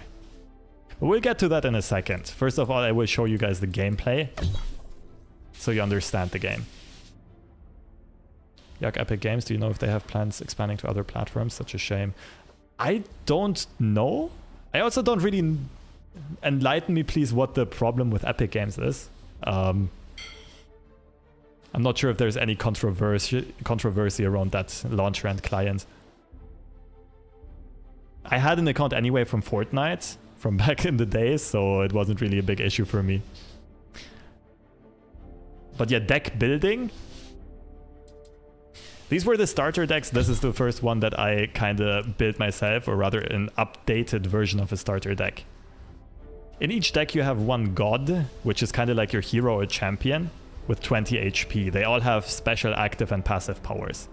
You have a hunter deck, which is close to Yu-Gi-Oh! Special summons. These are more powerful cards, with usually a lot of keywords and effects, and they cannot be drawn. They only get played directly from the hunter deck when their summoning condition is fulfilled. Privacy of your data and where it's being shared. Oh, that's a problem with the Epic Games launcher. Oh, unfortunate to hear that, but yeah, as of right now, as far as I know, it's based on Epic Games, and maybe they launch in other stuff as well. I'm not quite sure. Oh, Rico is in the mix. Hello. Rico is part of the dev team, so you can ask him questions if you want. Also, Rico, I'm down for a friendly game later on. I think I'll play one game against the bot just to explain and highlight all of the card types, but then I would definitely be down. The game seems dope. Yeah, it's definitely interesting. You'll see once we hop into the game, it is still an early closed beta, so there's definitely polishing that needs to be done, but the team is very aware of it and keeps pumping out new stuff.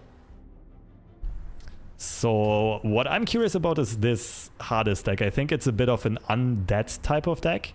I haven't really played it myself yet, but I think it's based around like sacrificing your units and HP to gain advantages.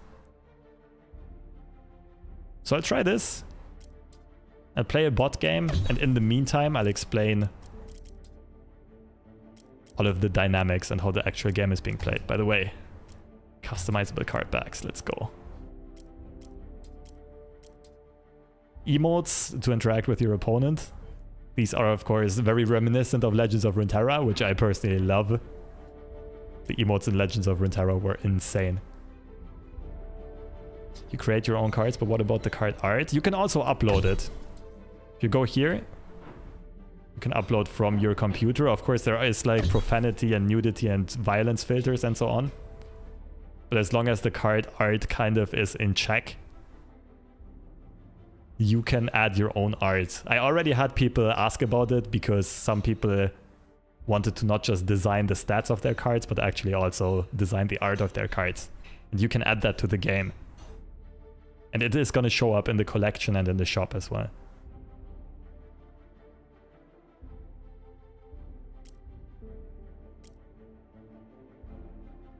All right, let's try this. Wait, did I... Where's this AI? Let's try this. Okay, I'm gonna have to read the cards as well first, but we open up with a mulligan. Let's see. Don't want this in the early game. This is probably good.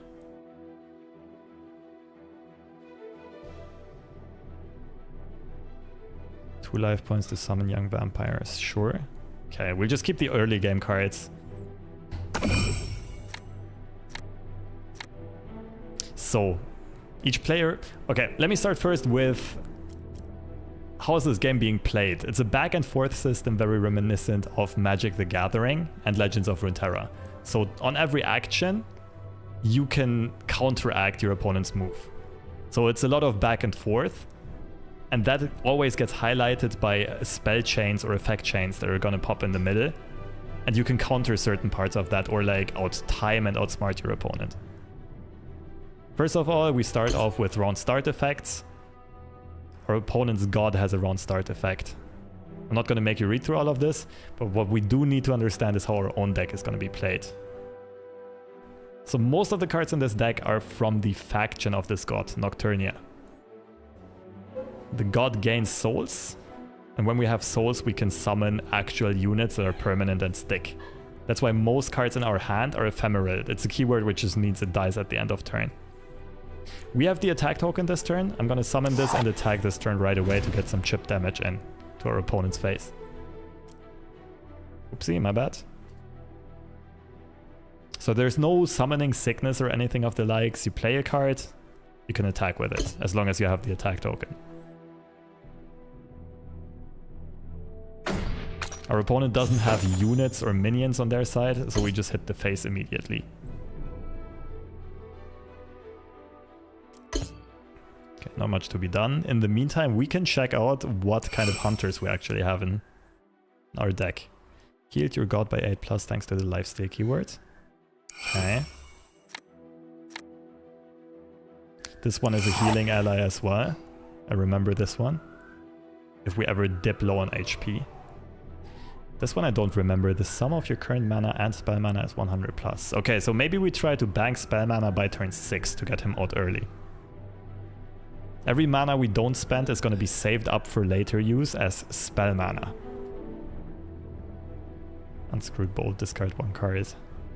Sure.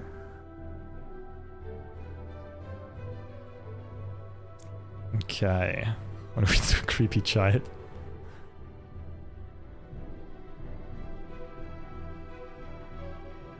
So we're happy with sacrificing life points, right? And we need a blocker. But this one's a bit weak. I want to play something that actually trades.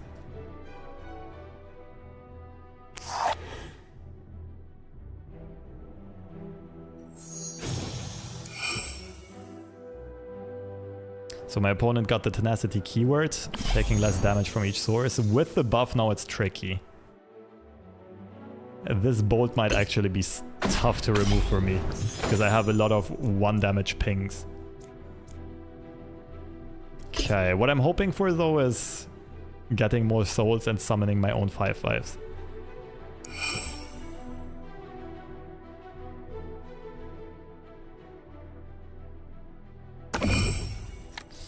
Okay, what is this? Sacrifice 1 ally to draw 3. Okay, I can combo with that later on. So I think what I will do is I just summon this and maybe sacrifice it next turn. I will not attack this turn because my opponent's blocker is a bit too strong. Because of this keyword we also don't deal damage to it. So I'll be on the defensive from here on out.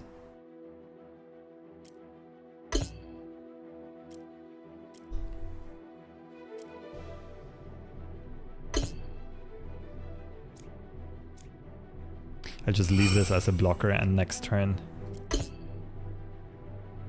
Oh, I forgot about the turret that my opponent spawns. This is actually gonna snipe out my unit, but that also means we do get the 3rd soul.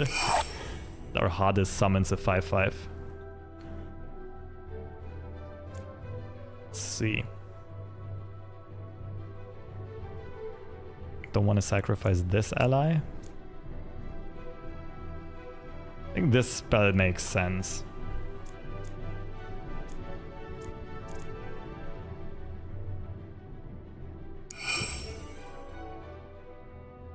We just want more blockers for now to not take too much face damage.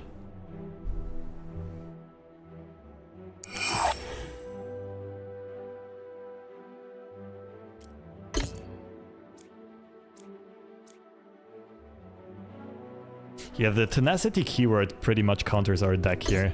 This might not be the easiest game for us.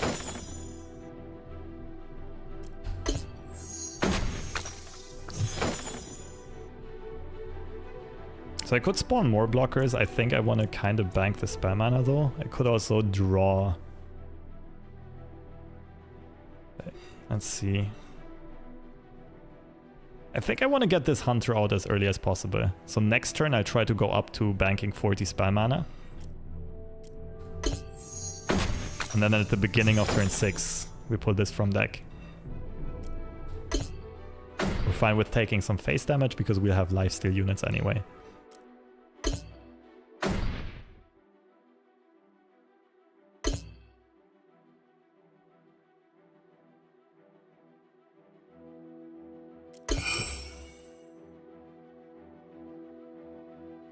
Okay, we get another 5/5, which is now actually very good for trading, and we're on an offensive turn. Summon a unit from your graveyard. Ooh, this one's expensive. Okay, so I want to only spend, what is it, 44 mana tops. Sacrificing life points seems fine. 44, so I think I play this and then I sacrifice them right away to draw and set up a crazy turn next turn.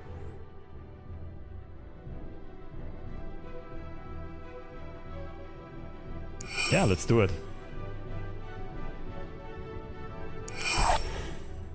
Oh, what is this? Sure.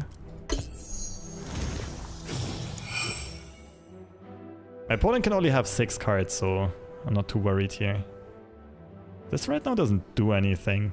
I'm most scared of this turret. I want to take it out.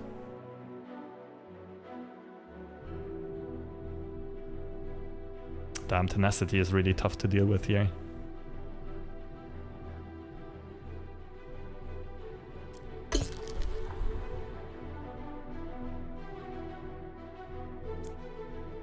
Okay, let me think about this for a second.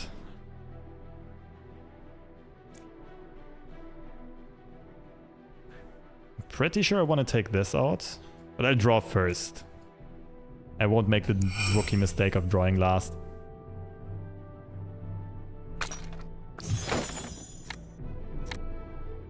Okay, this is the kind of stuff we're looking for. Next turn we have good removal. So I'm thinking about just ending the turn here because my opponent's board is full. But I also really want to take out that turret.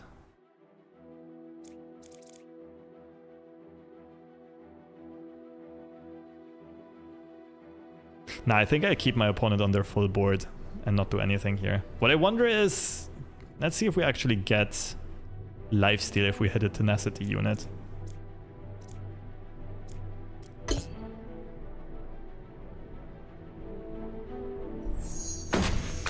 Oh, it still heals by 1. Okay.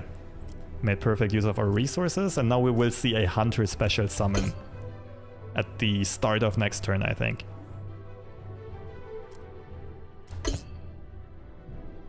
So this guy is gonna die to the turrets.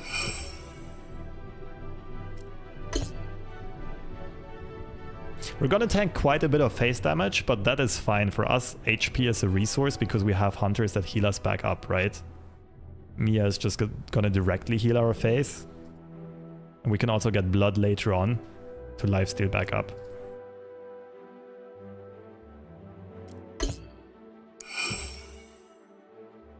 This is pretty scary. Our opponent gets a ton of draw here.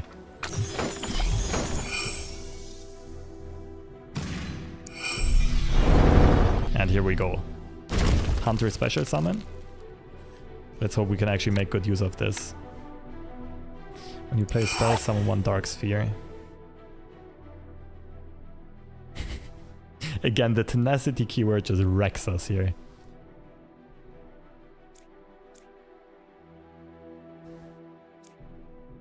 Let's see, what kind of spell do we want? Stop chain effects? No. Get rid of the turret, that's something we could do later on. For now we don't really have units we love to play. I think we just draw and see what happens. These spheres are at least good blockers. Okay, that's fine.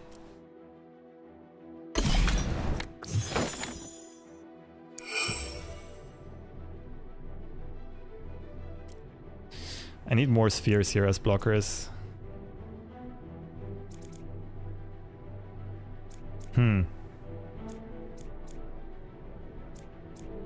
Not the greatest hand right now. I don't have allies to sacrifice. I think I might just have to play a unit and then sacrifice it.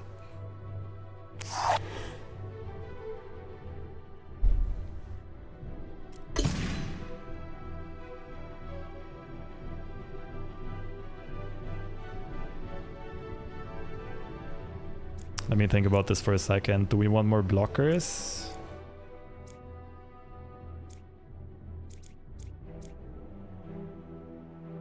I think we want more blockers. It's about time to get rid of our opponent's cards. Unfortunately, our hunter is gonna bite the dust this turn. The way combat works in this game is that our opponent always... Oh wait, they're not attacking? It's interesting.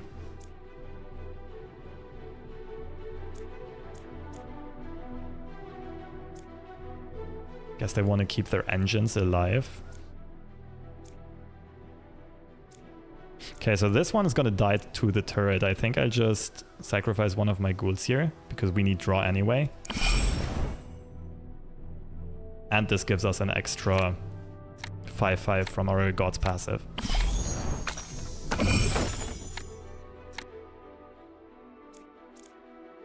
What do we have here? That's a pretty good one for us. So it's round start. Let's think about this for a second.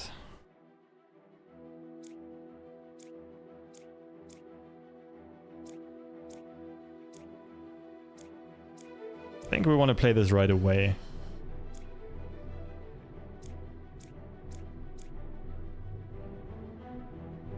Everything has tenacity though, we're barely getting damage in. What's the hand size limit? 10? You can overdraw, but then you have to discard everything above 10 at the end of turn.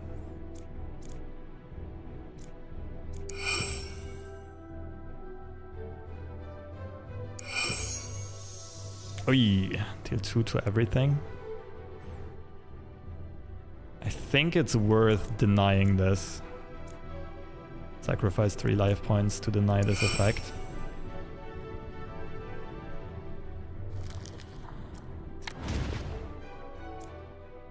Nice. This is the kind of stuff we were looking for. We're gonna have to bank mana and then expend a full extra turn, but as we're approaching the end game, this might just shift the tides into our favor.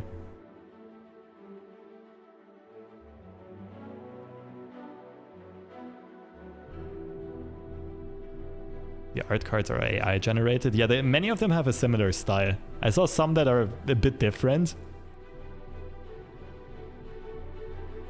Okay, I definitely want to take out these 2 bots because they keep on drawing cards from my opponents. And my 3-1 is going to take out this turret. It's the most annoying thing on their side of the board right now.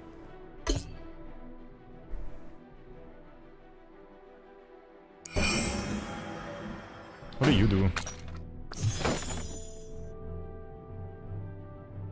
Once per turn, when the power health of another ally is raised by an effect, raise mine by the same amount. Okay, maybe I'll find removal for this one. Joyless Bond, for example. But we definitely want to... Oh wait, effect chain? I didn't see it. Sure.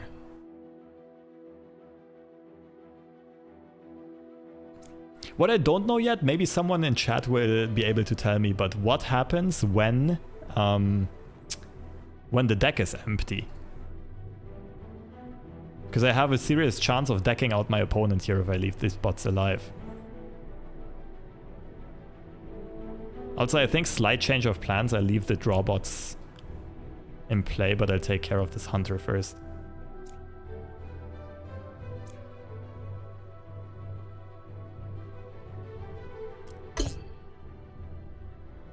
Missed when Lobster was saying how to get mana in this game. It just, round start, the mana refills. And it's 10 more each round. And all unspent mana gets converted into spell mana that you can use later on.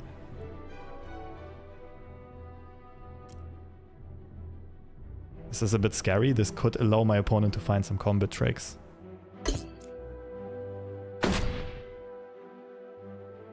I definitely want to get rid of this guy. Let's see. How close am I to summoning my other hunters?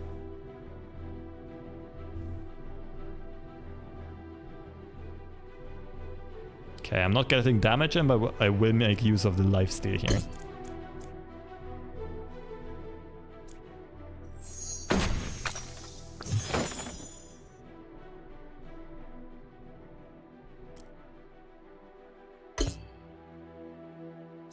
This is gonna be it for my turn. Unfortunately, my opponent keeps on drawing.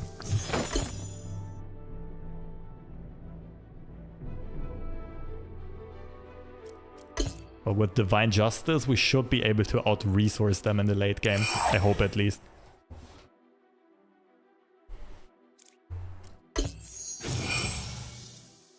Okay, discarding some stuff.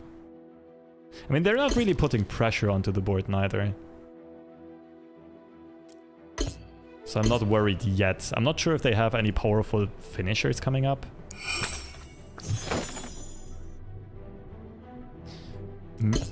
Mia is gonna get summoned once they have enough space. Gonna heal them back up, but we can remove Mia quite easily.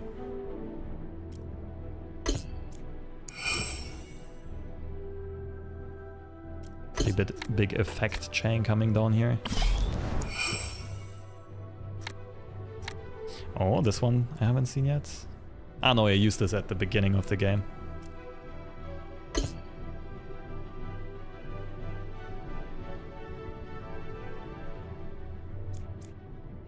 Oh, this is a good trade for us. I'm happy our opponent's going for this one. Okay, they want to make space for Mia to come out. What is it? Round start. She's gonna heal. So if I remove her right now, I shut down a lot of healing. I think that is worth it.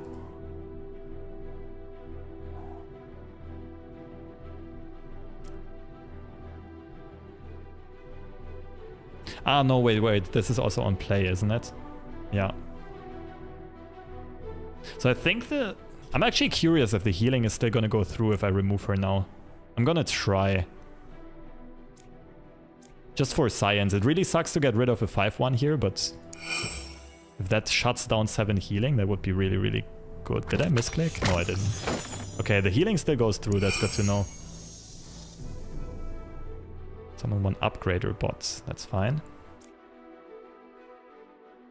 Oh, I can shut down their summon with Dark Alliance if I clog their side of the board.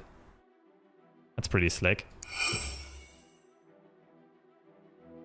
Because the maximum unit size is 6, right? Yeah. And now we clog them. Okay, we keep on life stealing. Also good for us.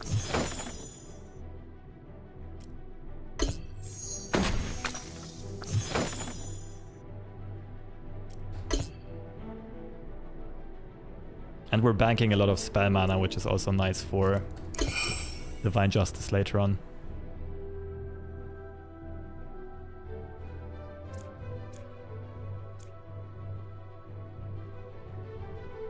I could go for some more combos here to get another 5-5. I don't think we're in need to do that at this point.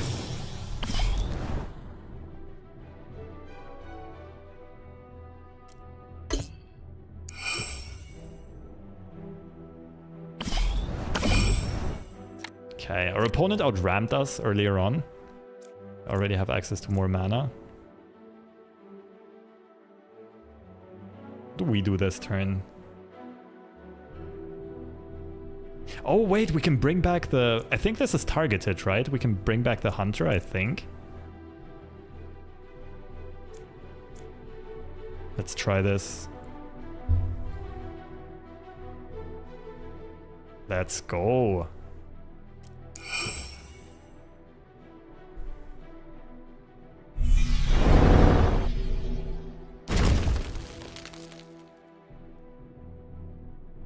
Okay, now we want to play some spells to summon spheres. So let's start with drawing.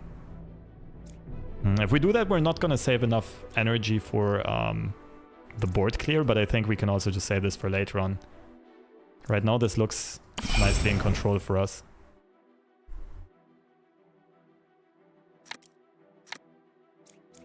Silence effect. Okay. So let's see how we want to trade, first of all. I'm gonna try to keep my 5 power units alive.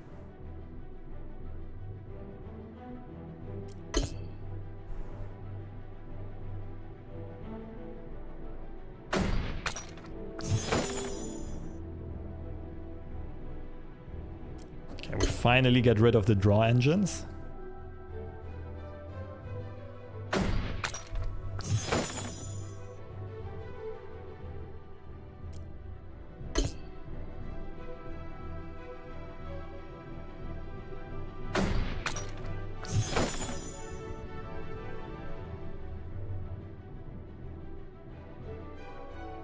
This guy's gonna grow further and further. The dark spheres.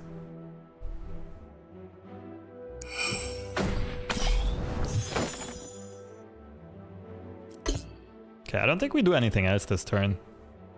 I'm a bit afraid of what my opponent could summon, but for now we're fine. They're gonna get a huge turret here soon, that's for sure. Don't really have removal for it, but we can silence it right away.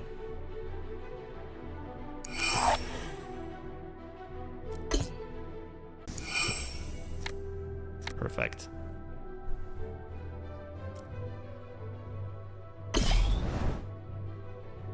So I think we want to silence in a second. Opponent's passing, okay.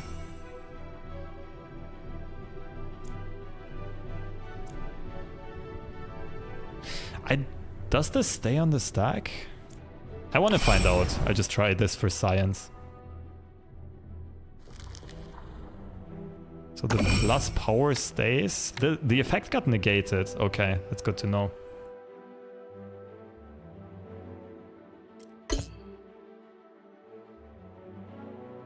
And I think we can go for a finishing turn here.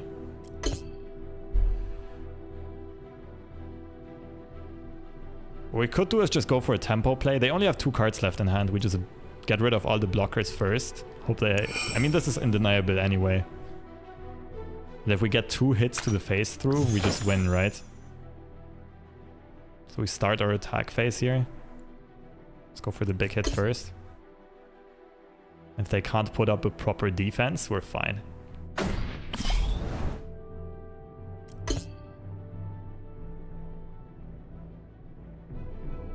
Alright, we did it. So this is the core gameplay of Ariokan. Kind of got, like, it feels like it took a lot of the good aspects of a bunch of other card games and tried to combine it into something that has all of the positives of those games. Of course, the game is still in closed beta. A lot of the UI and so on, sound effects, sound mixing and so on is still gonna get polished. But the core gameplay loop is enticing, and of course the card builder is what really sets this apart.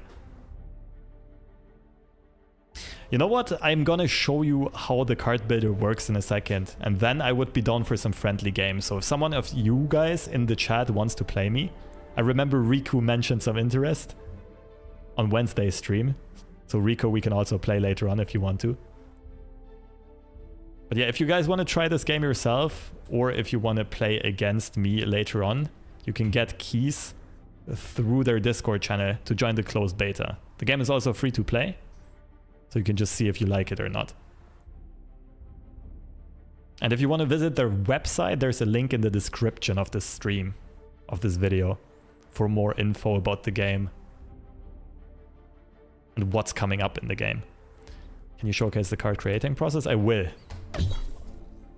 So recently I already created one card. I could show it to you. I tagged this into my Swarm deck. So recently I made, whoopsie, this one. A tempo card that is very cheap and very well statted, but has the huge drawback of discarding most of your hand. But this one is going to go for early board control. That's why it has regeneration. Another card I want to create this time is going to be a spell and ideally a hand buffer. So I haven't done this myself yet, but let's do it together. So we'll just call it, I don't know, Lobster's Blessing.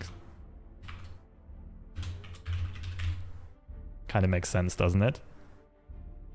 We'll make it synergistic to this faction, which is Furvat.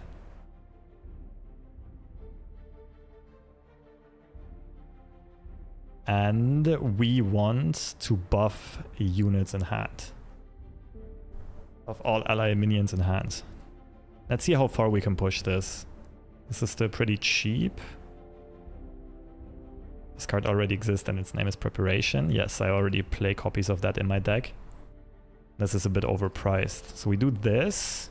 And maybe we sacrifice some life points to make it cheaper. You know what? Let's go full on tempo, actually. Let's sacrifice 3 life points, but go for more buffs. Although this is kind of expensive. This looks kind of good. Do we go super cheap? Nah. I think we'll go for a middle ground here. Give everything +2/+2. Right, my idea here is trying to get early tempo and board control with the deck. Using life points as a resource, I'm fine sacrificing it because I think I have 1 or 2 healers and lifesteal units in my deck. Can't wait for the lobster archetype to dominate the meta. Let's hope for it. Can even write some lore here. What should we write? May the holy claw of the lobster bless thou.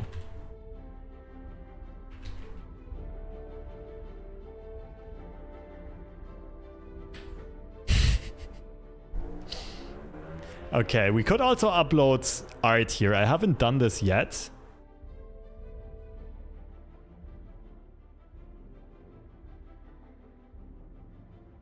Maybe we can see real quick in their Discord server if this is easily doable.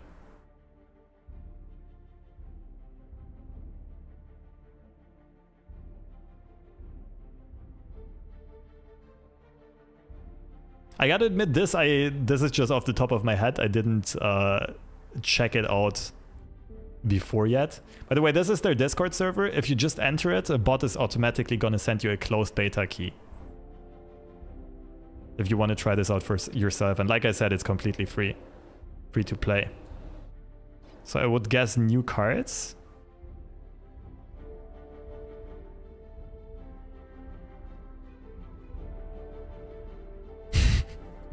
This is the card I generated yesterday. Let's see if there is an option for the AI generation thing.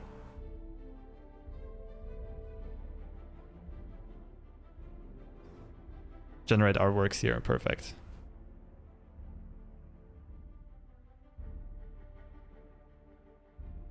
So I guess I just try to write something. A lobster claw baptizing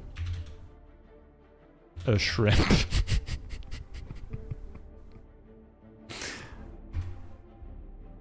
Does anything happen here? Let's see.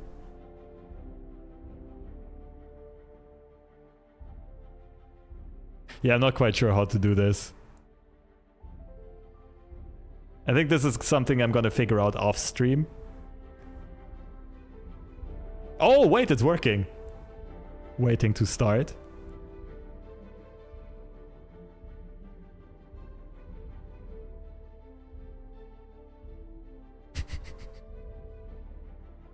Okay, it's generating. Let's see what happens.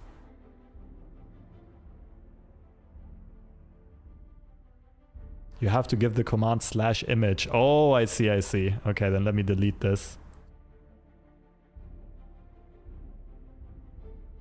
Oh, this is gonna be gorgeous.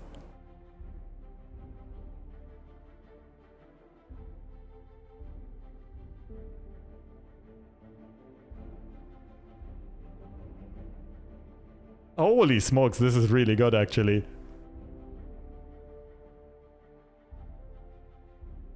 Okay, now we just need to choose which one we like the most.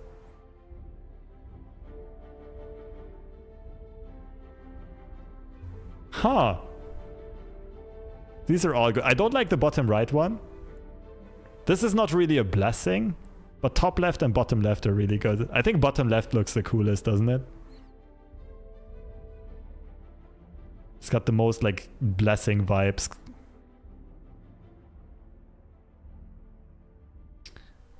What's this? U3, V3?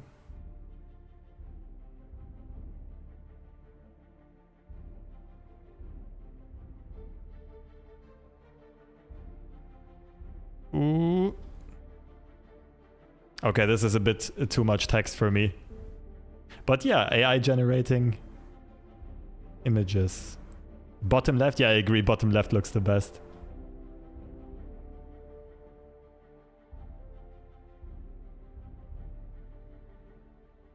Is there a way to copy this easily, or do I need to actually like do stuff here?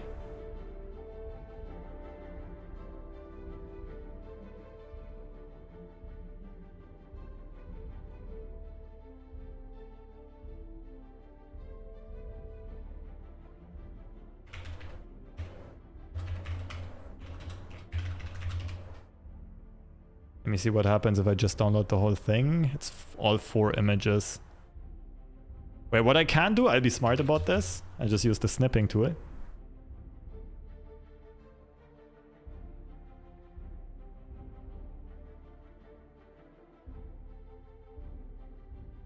Haha.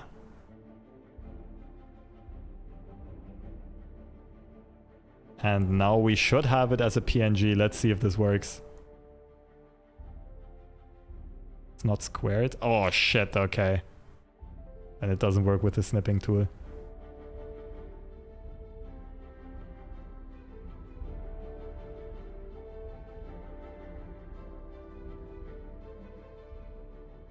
Click on U2.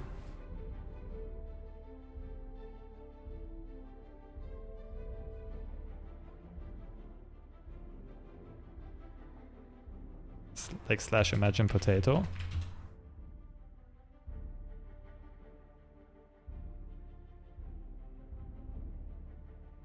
I'm not quite sure if I can follow. Like, how do I get this piece of art downloaded now?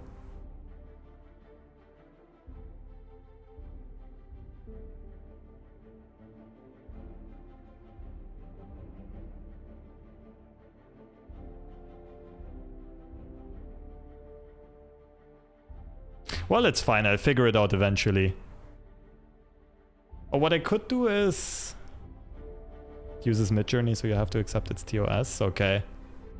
Yeah, I'll do it off stream at some point. What I could do is just quickly use some paint skills though.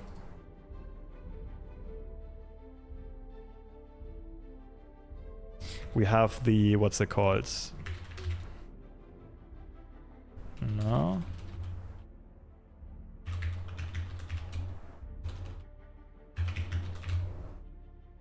With the PNG file. We open that in, what is it, Paint 3D. We crop it to a square. Done. Save. And then we try again. Now it's a square technically. What do you mean? Okay. Let's try this one more time.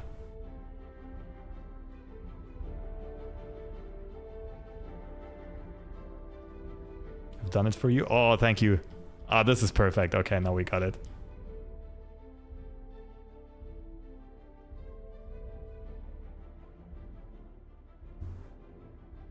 So we save this. And let's see if it works. Okay, we got our own flavored card.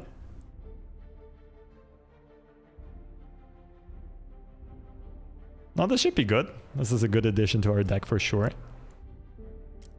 So we create this. And we add this to our swarm deck.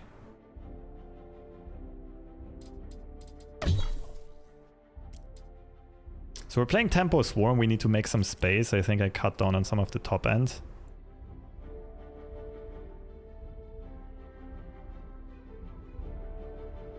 I don't really like the buffalo.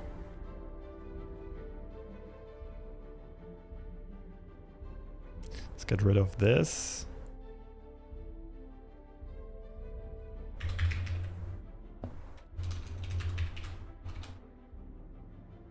And we'll just play a bit more lobster cards. I think I also want a third copy of this one.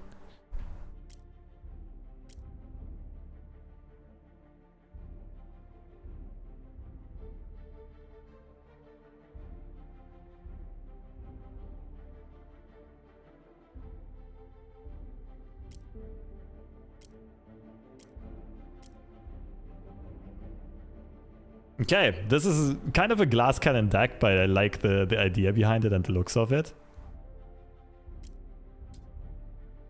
So I would be down to test this, to play this. And if I recall correctly, Riku wanted to play against me. Give me 1 second here. I'm gonna do a card art for Lobster Spice before we move on. I think it's fine. I just go for the default art for now.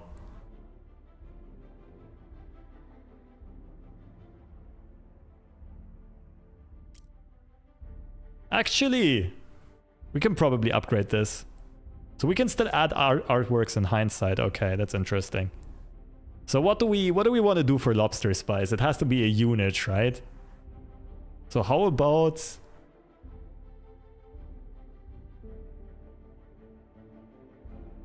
What's the command again? Image, right?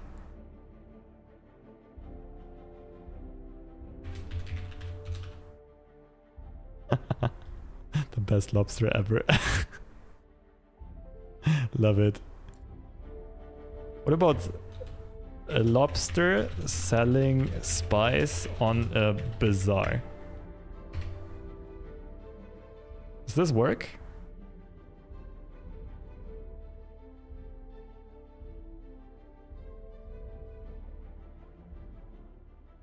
Or was it imagine? Oh, imagine.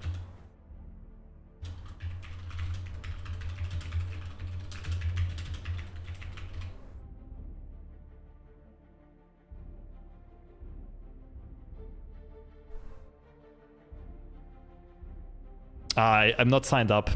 Unfortunate.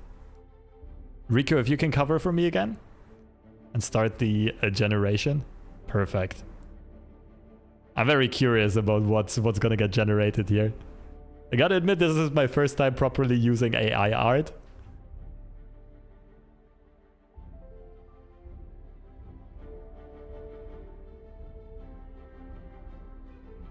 Add League of Legends to make it epic. That's also a cute idea.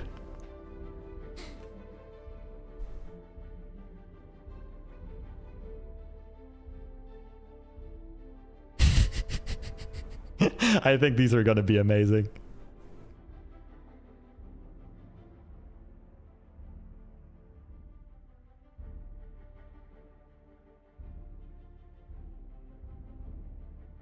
Oh baby, these are already starting to look good.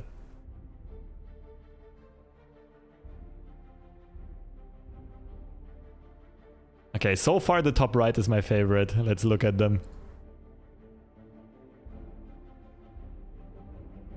Top left is also fine. This one I don't really like. This one's a bit too creepy. What do you think, chat? Top left or top right? It's close between the two. But this one's not really setting spice, right? There's a bunch of onions and stuff here. This one looks more like a spice bazaar.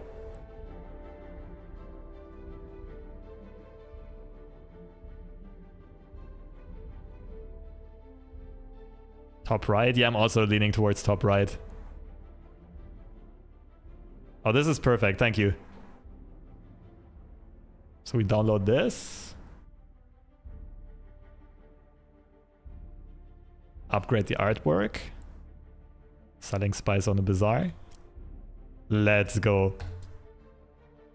I think we can still... I'm wondering if we can still change it later on. There might also only be one artwork upload per card, but this is already gorgeous. This is so thematic as well. Okay, so we have two custom created cards that are very synergistic with our deck. Now I kind of want to try this one in action.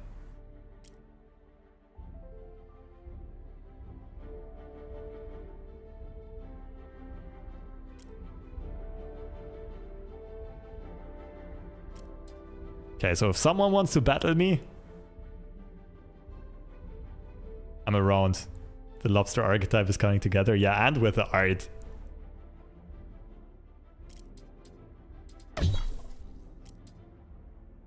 Riku is online. I just challenge you. Let's see what happens. There should be a lobster faction or three. Some aquatic sea animal stuff.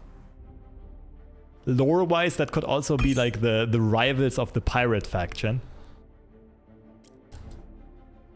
Right, we have a pirate faction. Maybe there's like some sea creature faction as well that just hates the pirates.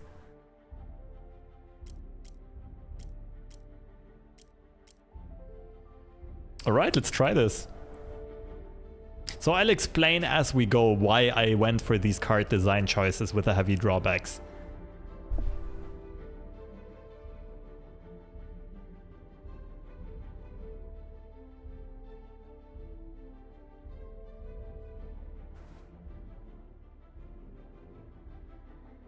Also, let's hope the friend challenge works. I remember last time we had to restart the game for the server to actually pick it up.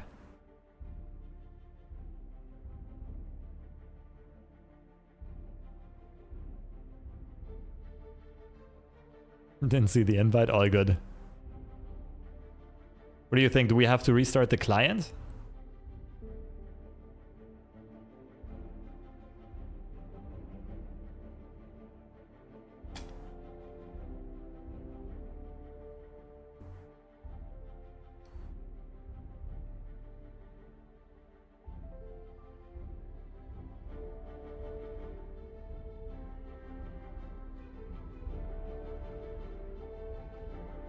But yeah, I just explained already why... Oh, there we go. Just jumped into the game. Okay, now it's easier to explain. So my deck is basically a swarm or a zoo type of deck. We're very much going to be looking for hand buff cards first. This is top end for later. And going to look for some cheap cards that receive those buffs. Why am I fine discarding cards? My god.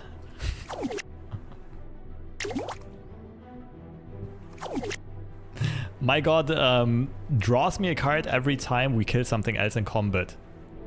Right, so my idea was like we can play the Lobster Spice card and discard a ton of stuff early on as an investment.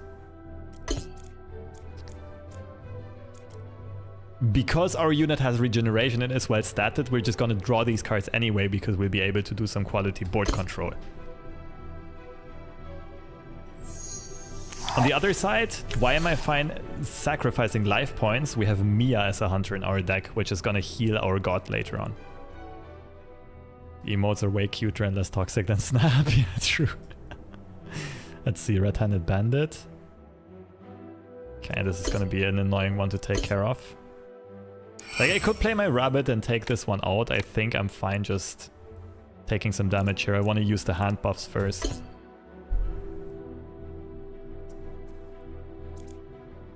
Like, since we don't have the Lobster Spice opener, I don't think we really play for board yet.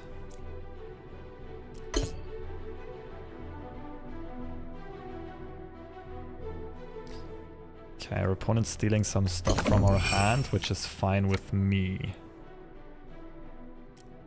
Okay, I think I'll wait one more turn. I'll just wait for the draw here.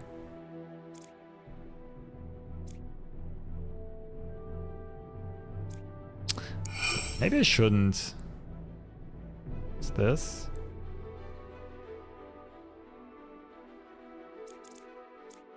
Alright, now we're only hitting 3 cards with the buff. But then we would be able to play the Rabbit and already clear out this Bandit.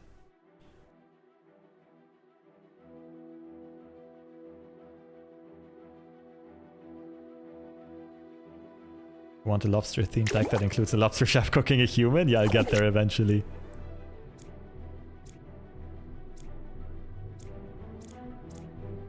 You know what? Tempo. Let's go for the tempo play. Yeah, no, thanks for all your help. Beat on the Prat. It was very useful.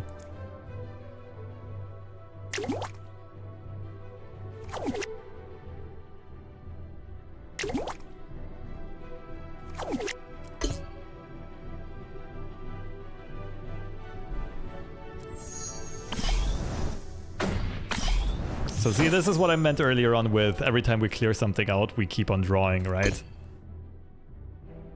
That's why I'm happy to be playing cards with some discard effects. Street Rats. Huh, Sabotage deck. Okay, I'm gonna save some energy here for potential combat tricks later on.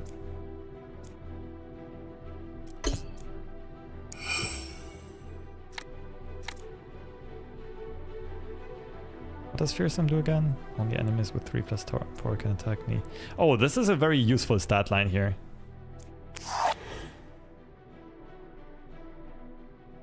This is a good card for defense in this current situation.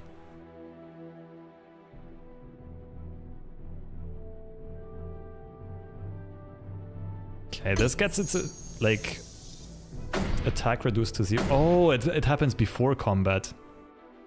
I messed this one up, I guess. I should have buffed before this effect resolved. What do you do? Destroy the strongest enemy, if any. Send one card from the top of the enemy deck to the graveyard.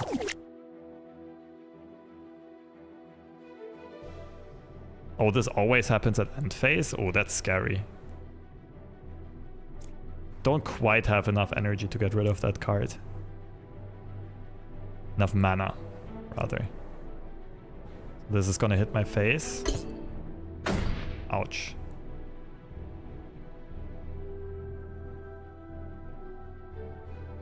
I could buff now. But the issue is this card would just get destroyed by Hakun's effect. So I keep the buff for later. I'm curious, can every player use cards created by every other player? Yes, the card library is going to be insanely huge.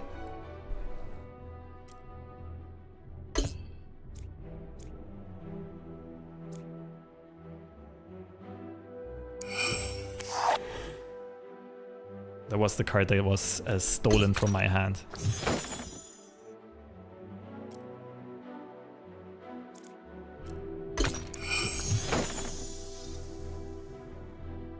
So the rabbit dies here. Not preparation! Oh, unlucky. Unlucky. Anyway, we sacrifice our homie here to be able to contest... what's his face? The hunter, Hakun.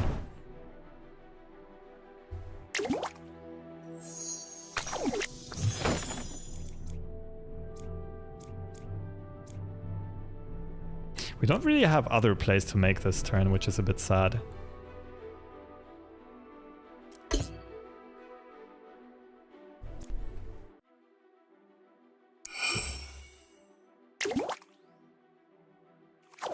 Recall an ally. Okay.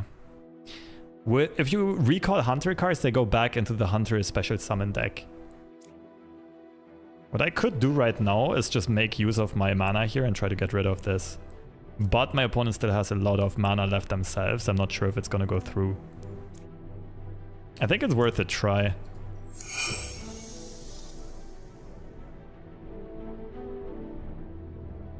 Right, if my opponent has another recall card, I might be in trouble.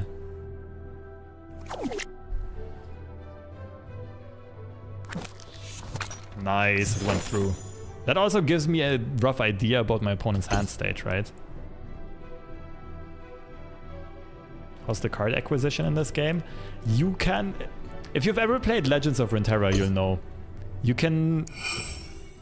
get wild cards, which allow you to craft a specific cards, and you also get shards by doing daily missions and so on. So it's completely free to play. Oh no! Lobster's Blessing got stolen. Oh, that sucks for me. I was really looking for that card. Okay, I'm gonna keep mana open here.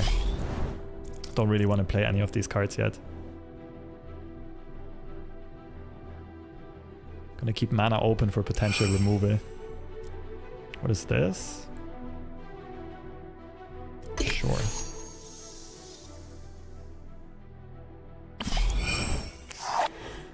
Oh, that's scary.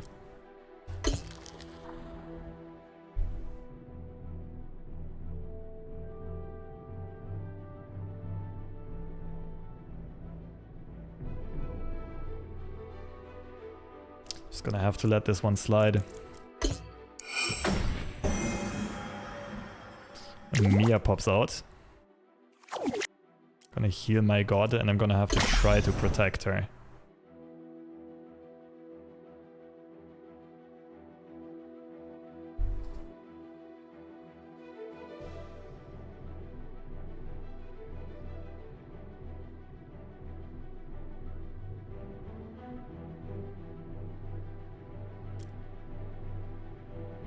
Oh, really? No more attacking? Now I can summon my Great Snake. And now we're gonna go for board control. We'll try to flip the tides. We're gonna need to clear out some units to be able to draw some stuff as well.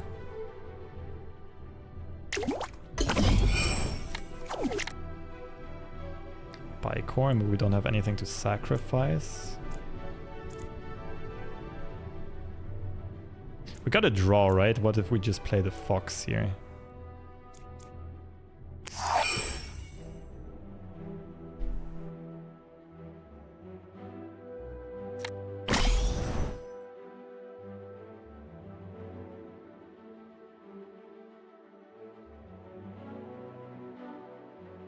Let's start combat phase right away, not really give our opponent time to develop.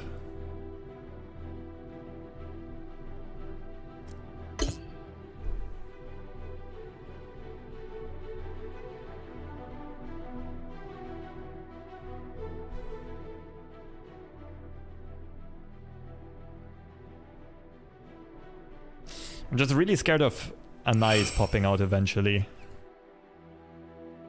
Let's discard 3 Anoxi cards to destroy. Oh my goodness. And I don't have my counter spell card in hand. That's huge, that really sucks.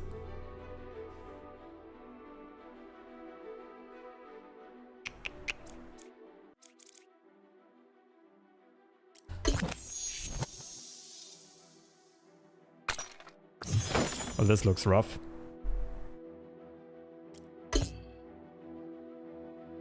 I might need to add 1 or 2 more counter spell cards to my deck.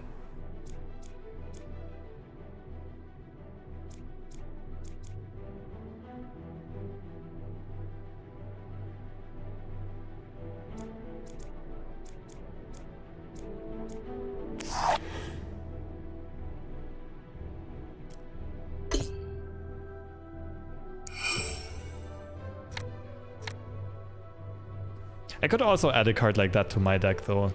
Like discard 3 to destroy all enemies. I usually have a lot of cards in hand.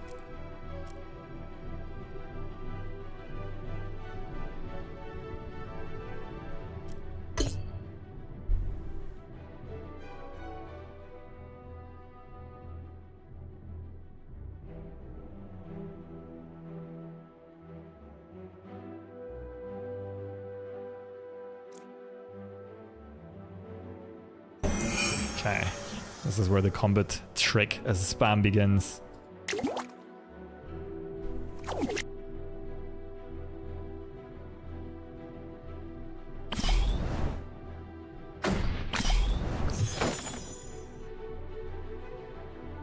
The fox is not a good blocker here because my opponent had the sabotage keyword. Try to keep the snake alive for as long as possible.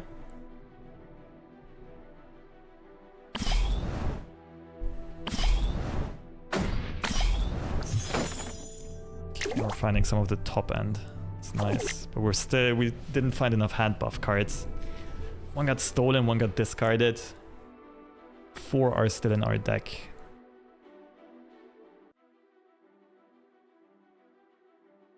Oh, that's interesting. Opting to not summon the hunter yet. Here we go.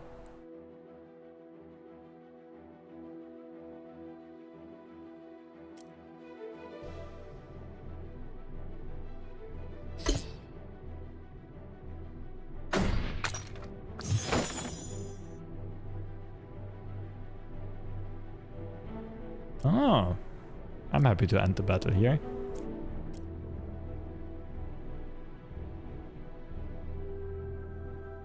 So I think it makes sense to summon the fox first, and I'm gonna sacrifice that anyway for the Bicorn. Summon the fox, hope to draw another unit, and then buff everything with Lobster's Blessing.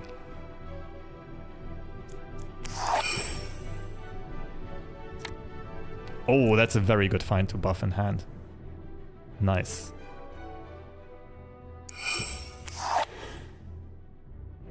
Giant snake, sure.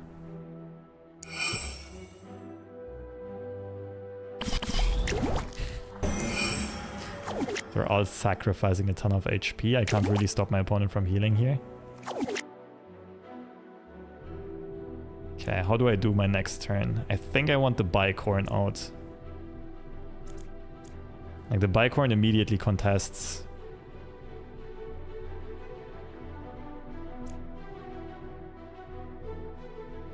My opponent's giant snake.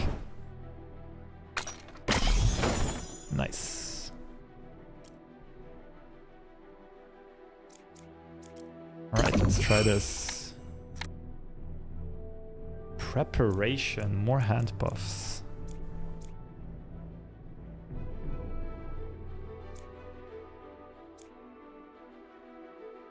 I think I might just play the troll already. But I'm scared of my opponent having another board wipe card, if that makes sense.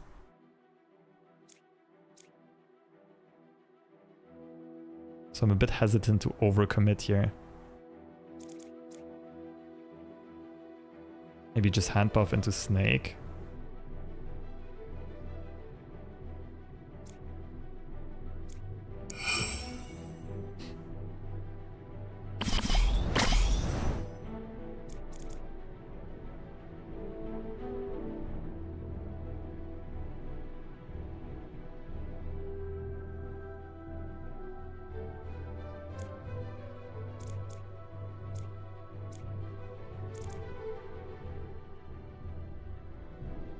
You know what? I think I'd even just play the wrap. Ah, Snake has regeneration. It does make sense.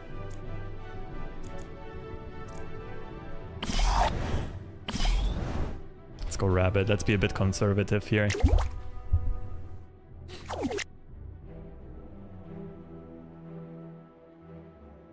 Okay, let's contest this one first. What? Oh! Should have read that keyword properly. So we need to remove her with her spell.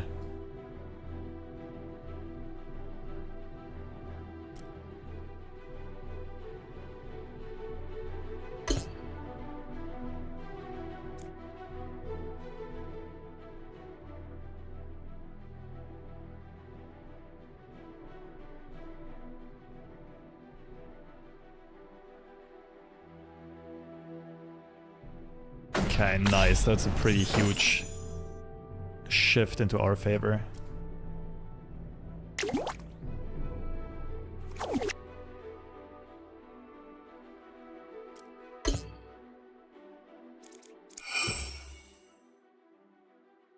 Sacrifice to draw 3. So I could remove this to shut down 3 card draws. Could also just remove the backline here.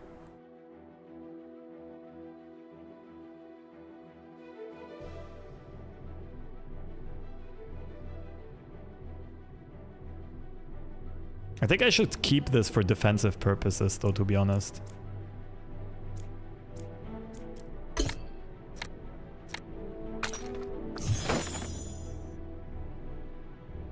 Eh.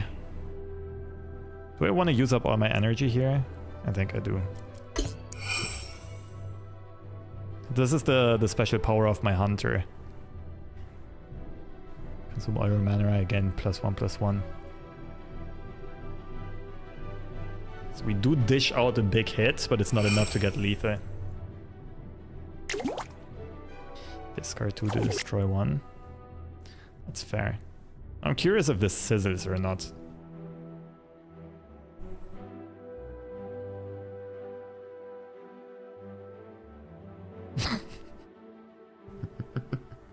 Skok, why did you say this?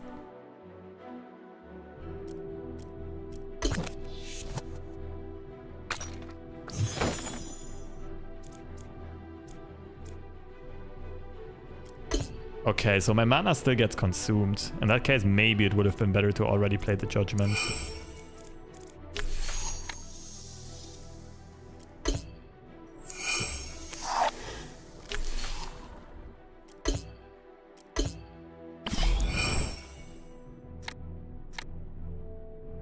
Oh, this one's way too late. Now I don't want to discard anymore.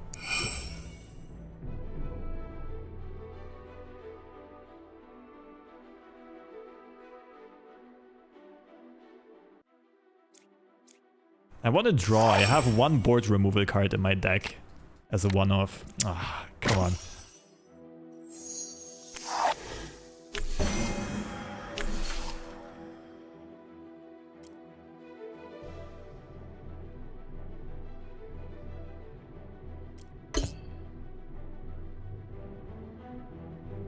I'm probably gonna have to remove this one.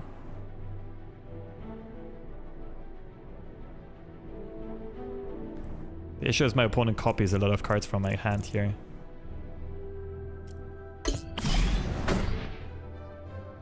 If they copy the combat trick, it might even represent lethal soon.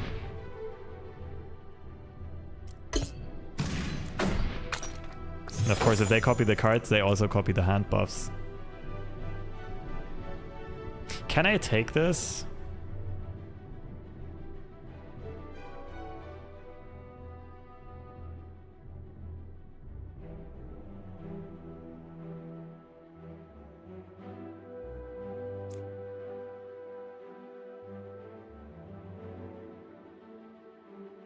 HP is a resource, right? Ah, but I can't really take this much damage.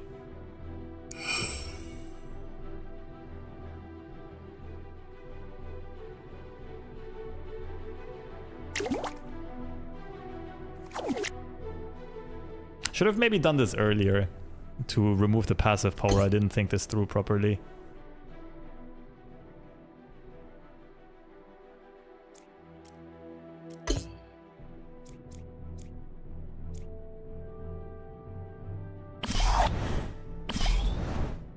Okay, if my opponent has another board wipe, I'm toast. I'm kinda gotta go all in here.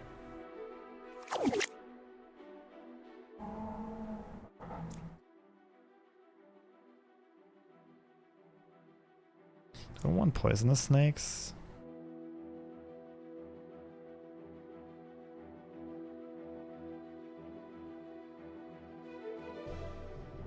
I think it's actually good because I want the special summon, but I can't play the snakes and the huge troll in the same turn.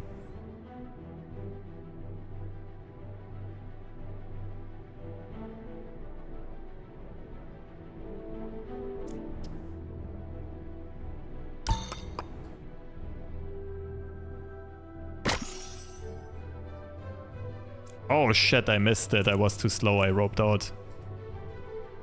Now the card is bugged. That sucks. Well, I guess we play the troll instead. Plan B.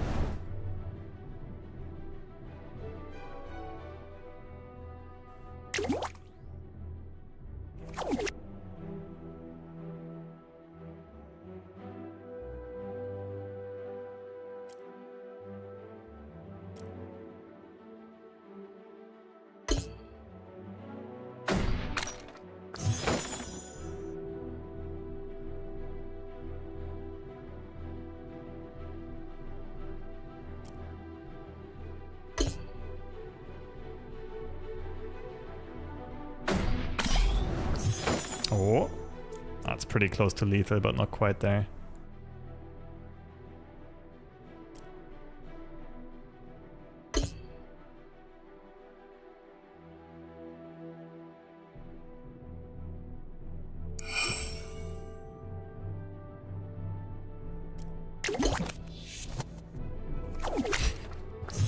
My lobster spice cards got discarded. It's a bit too late to use them in meaningful manner. So we still didn't get the hunter pull here. We need one more card to die, but our snake den is giving us issues right now. I got punished for roping. It's scary.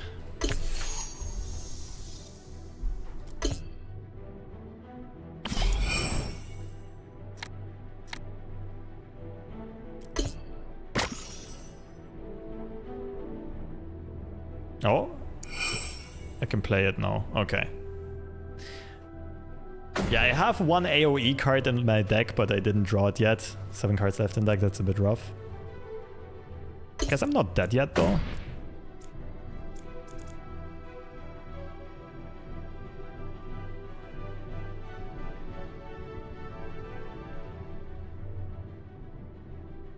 Oh.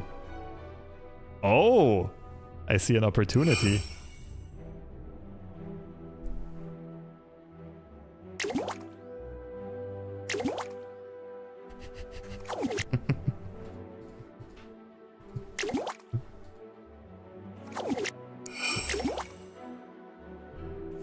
Oh, counter spell? I have another one.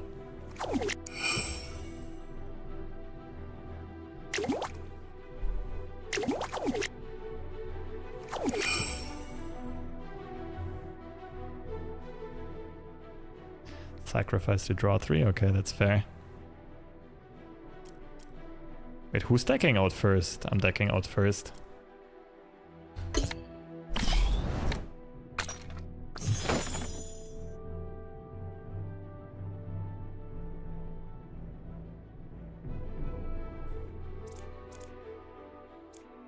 Yeah, I don't have a lot of life points left to sacrifice here.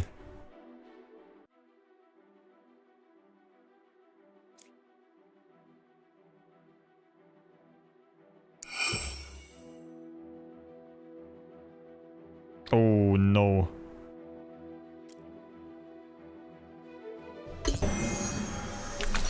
Damn, not this guy.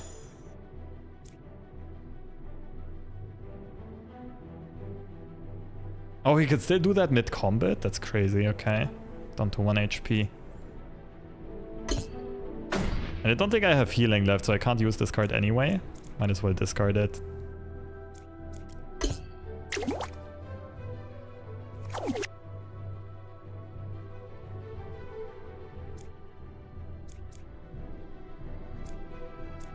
So this can go, this can go, this can go.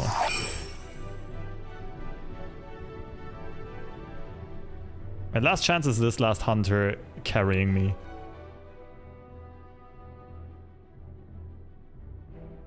Oh, but I did just like fully fill up everything. That's not good.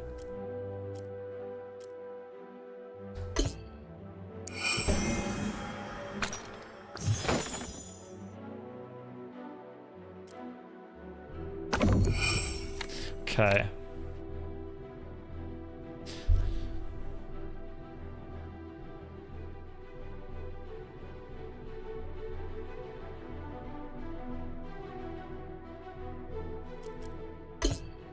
So we're gonna have to try to lethal this turn.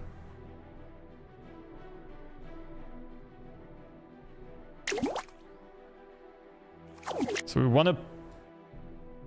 Where do we start? We wanna poison this guy first and remove him, I think.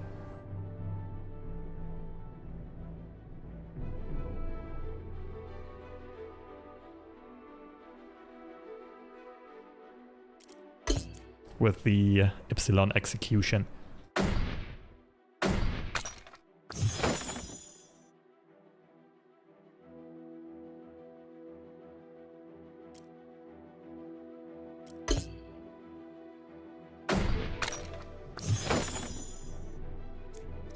I can't use this card anymore. I don't know if we have enough damage.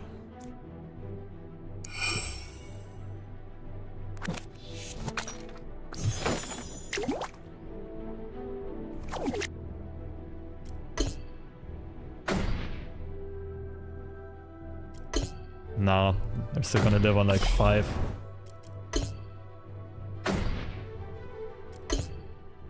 I think I need 1 or 2 lifestay cards in my deck.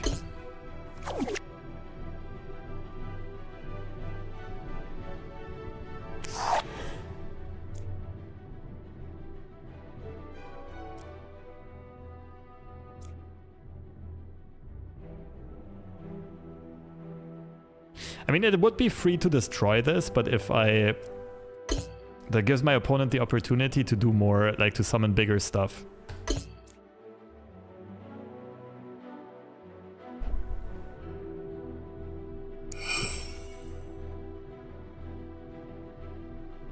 Oh, that's annoying. All my removal is now gone. Except for this, but I can't play it because I'm at 1 HP. So if my opponent has any stealth card, I'm dead here. Unless I finally draw the AoE card, and I didn't. Can't play this neither, that's good discard fodder for Lobster Spice. But maybe Riku doesn't have stealth cards left, who knows? Really?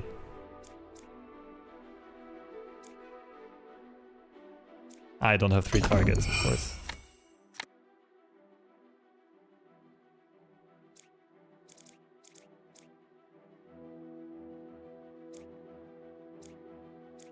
Yeah, I'm gonna empty my hand here. I can't play these 2.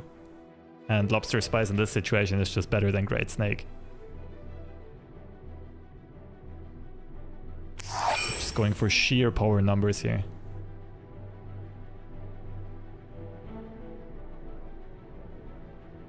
Alright, here goes nothing. Overwhelm first, I guess.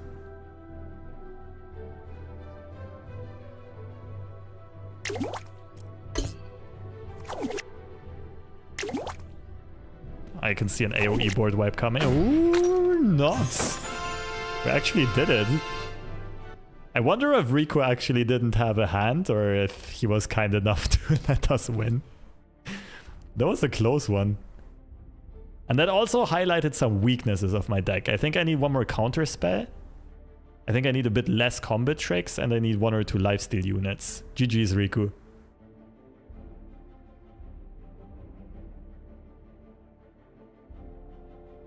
Wait, let me edit my deck real quick, Riku, and I'd be down for a rematch.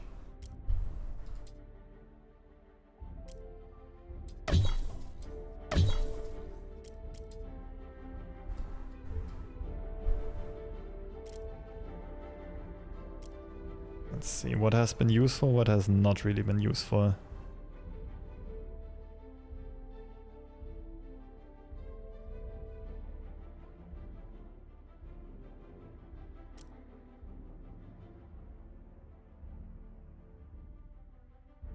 So we want another denial thing.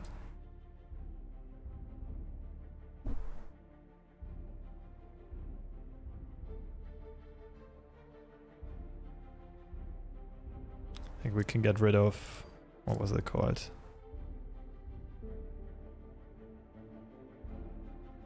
One of these maybe. And if we have anything with lifesteal, that would be useful.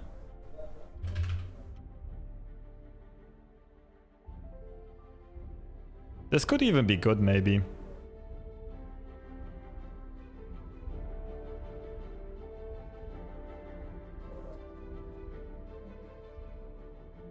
Ghoul that we buff, that's also interesting.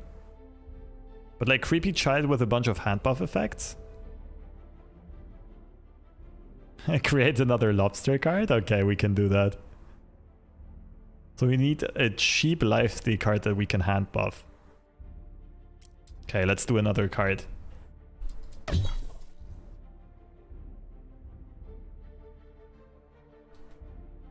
Alpha Lobster.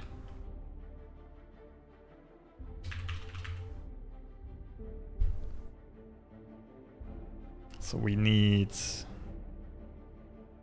lifesteal. We don't really need a lot of power.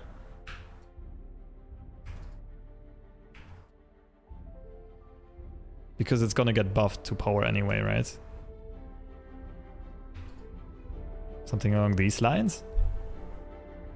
I think I want it even cheaper.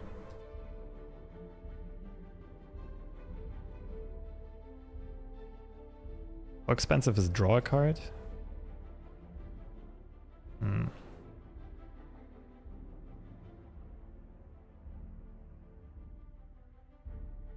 What kind of drawback can we give it? Discard 1 maybe?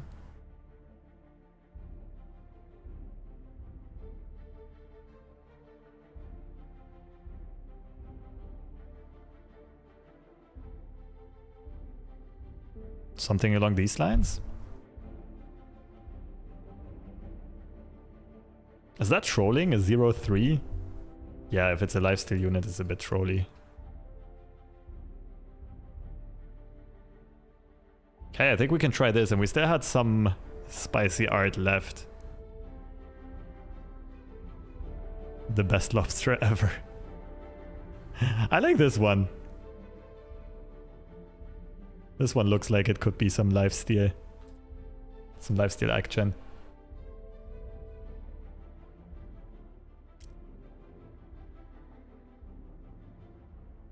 The pinnacle of existence. Dots.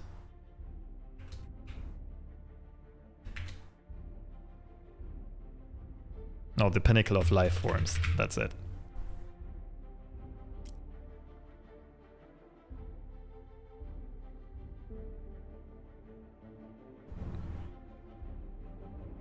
What was it? This one. Yeah, this one looks gorgeous. Let's go.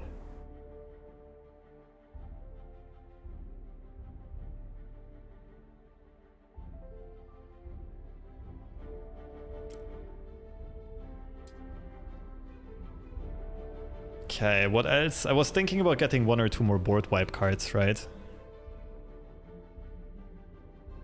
Nah, it'd be fine. We're playing a tempo deck. It's all good.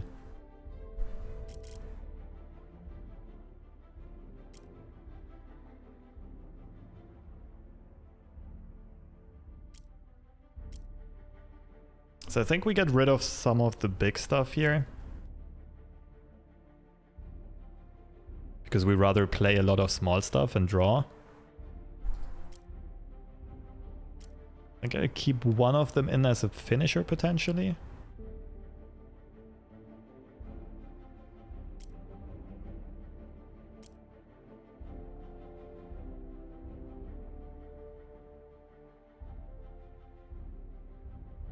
Do we still have enough poison units? I think we do.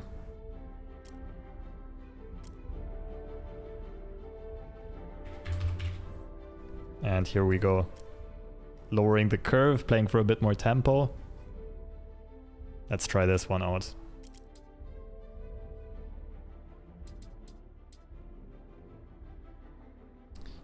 Riku, are you still down for a friendly challenge?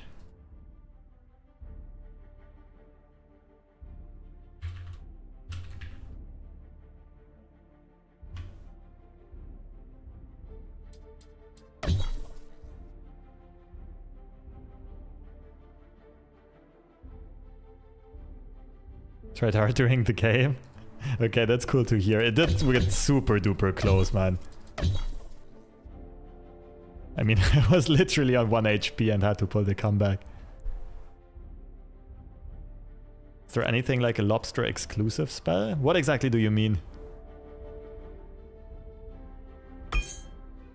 I mean, I kind of made a special lobster spell earlier on with the hand buffs.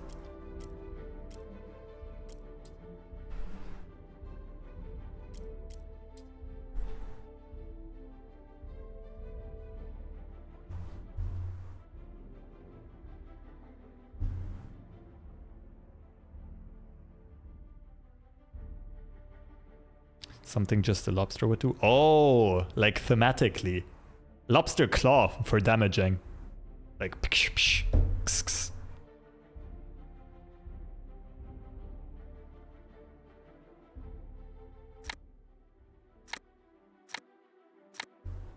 Okay, we have lobster spice in the opening hand. Okay, this is already gonna start out very differently.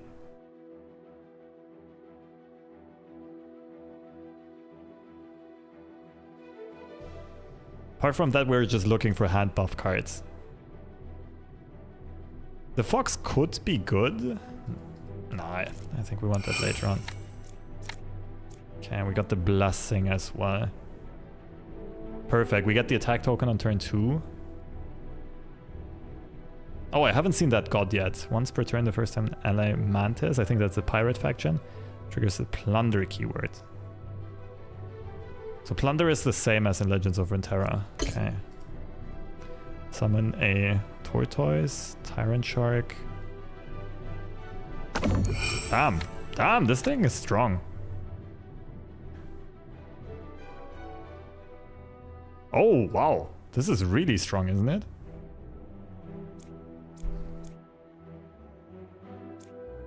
Okay, so we for sure get rid of the spell.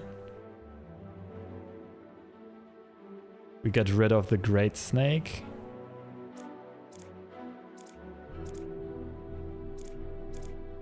I think we get rid of the second snake. We lose a lot of poison units here, but we already have one well-statted regeneration unit. Okay, let's see how much tempo this can push out. What happens when 2 players create 2 identical cards? It basically tells you there is already a card with this effect and what it's called.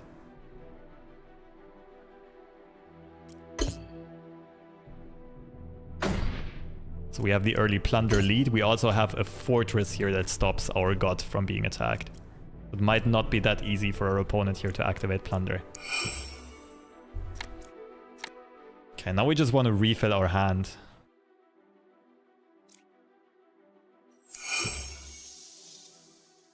What's this? Ooh, oh, never mind. With spells, I guess they can activate it directly.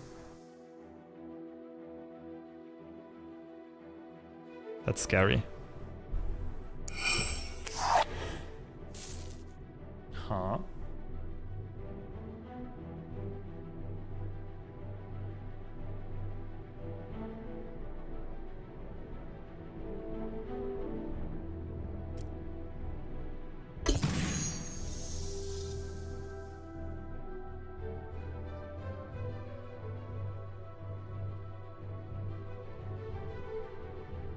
Good thing is that's a lot of cheap fodder for my...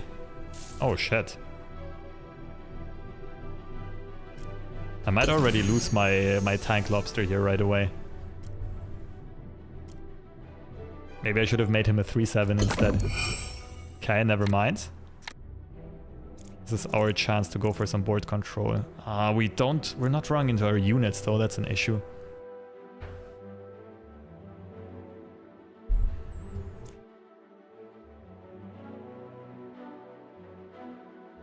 There's not much of a point in playing the fox right now, is there?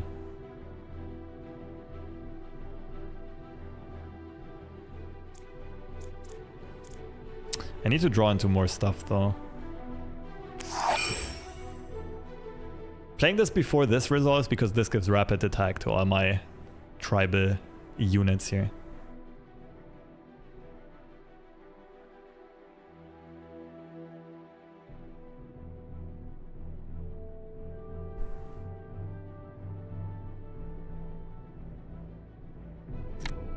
What's up, E-Raid?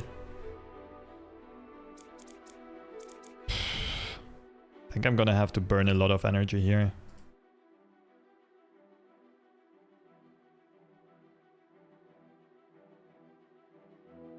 For now, we're just hoping to draw cards, right?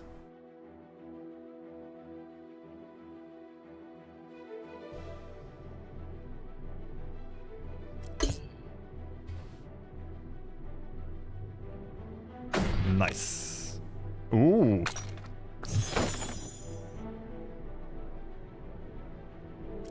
Don't really have much to discard right now, though. This is not Snap. No, right now I'm checking out a new upcoming card game that's currently in closed beta.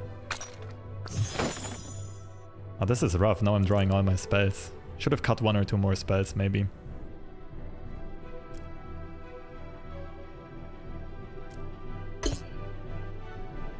I think 2 units. Is that good enough?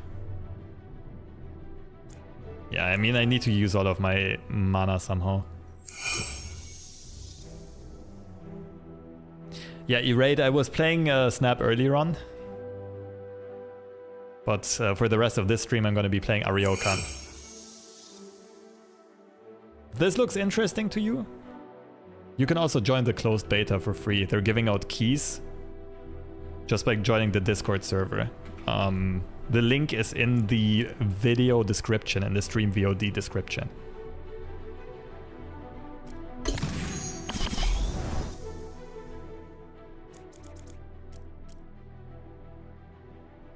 Okay. Yeah, since you're just joining, I think if you've played something like Legends of Runeterra before, you will kind of understand what's going on in this game. What do you do? Okay. Interesting.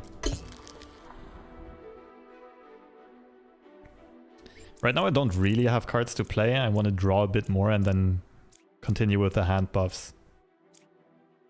I don't have much to discard neither to play this.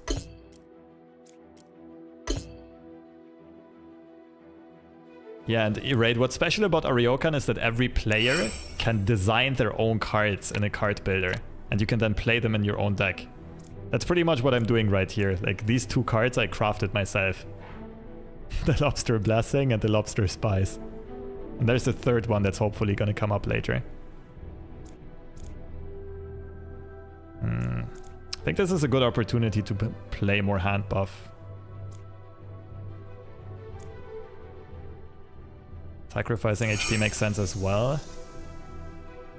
We dip under 10, we'll special summon Mia to heal back up.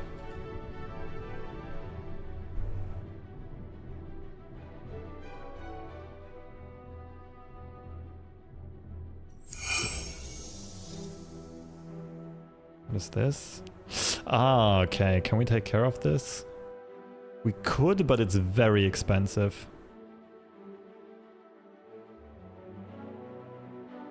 I think what I want to do instead is sacrifice this. Wait, let me just double check if I'm reading this correctly. Deal 1 to enemies.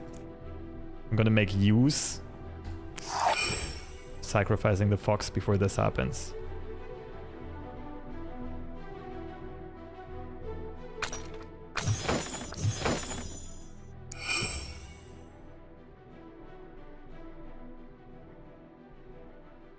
I'm not sure how smart that was, because now the Tyrant Shark can still easily trade into my Bicoin. But I think we would still draw a card at least. Balancing this game sounds like a nightmare. The devs sure are ambitious with this one. Yeah, I'm curious about it as well, like the long-term balance in this. Like every card in itself can be balanced because every positive effect costs more energy, every negative effect, every drawback, you can make your card cheaper. Oh no. Oh, I'm not prepared for this power turn.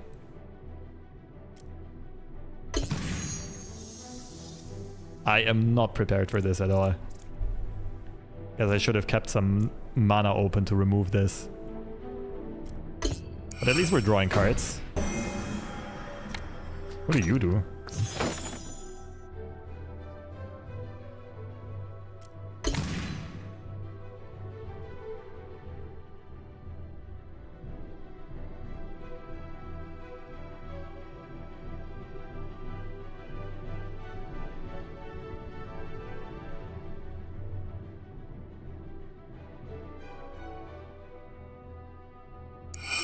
Yes, Cock, the combos is also what I'm curious about.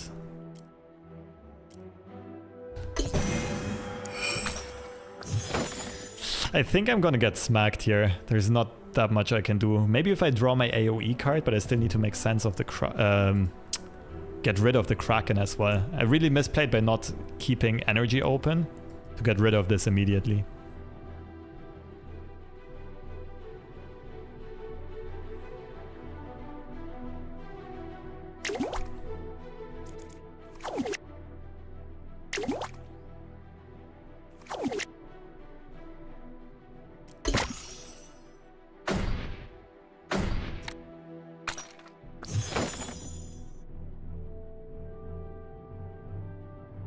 Huh, I'm not quite sure what happened there.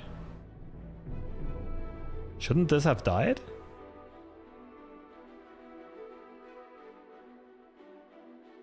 Oh, this happens first. The heal all allies completely. Oh, that was slick. Mia really saved me here.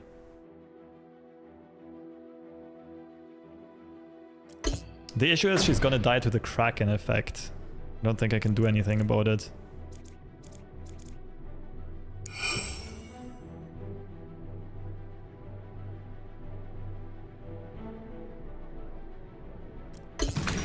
Is she gonna survive this? I hope so. I kind of need the healing. I didn't draw my lifesteal units yet.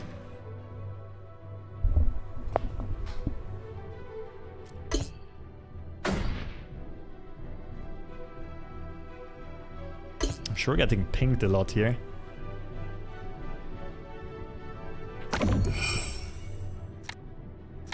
Oh, finally, okay. Okay, what do I do this turn?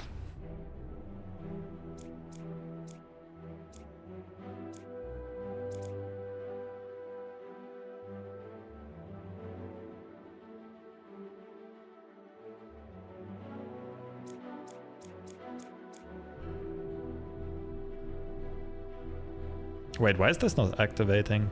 In fact, activate at the beginning of the turn. So we'll assume my goddess here dies.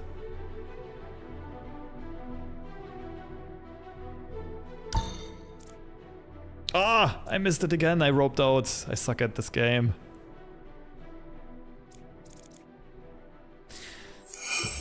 Oh, this is a tricky one.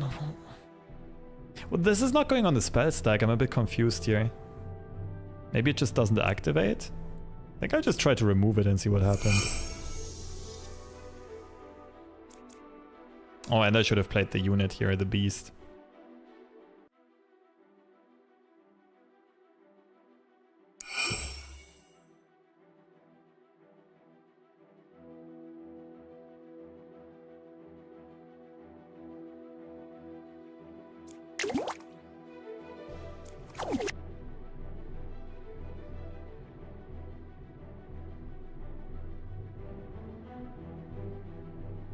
Do I just let this resolve? I think I play the beast here. I kind of need to kill some stuff in combat to draw more cards from my god power.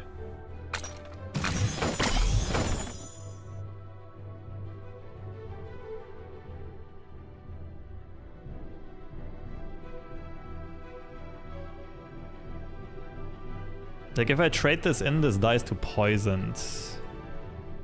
Let's see how are my other hunters doing. Okay, so this one's gonna summon in a sec.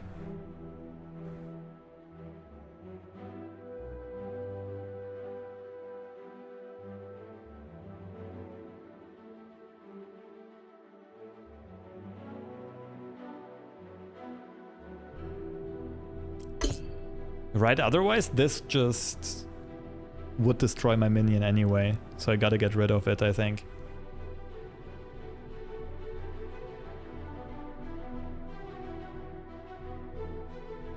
This god power is so strong, it's crazy.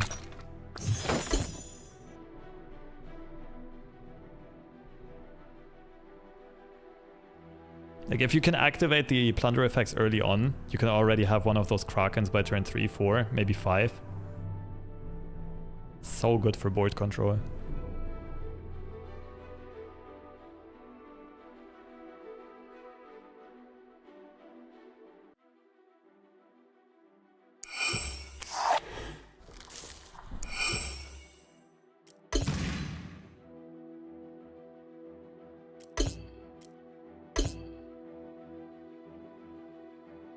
So I do have an AoE spell in hand.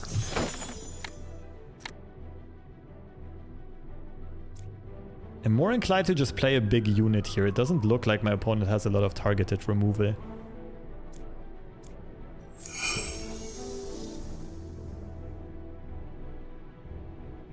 Yeah, I can't afford to take a lot more damage, that's for sure.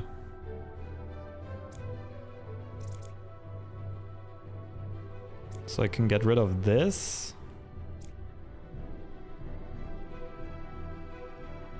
The beast is on the weak side. The question is, do I need... What do I get rid of here?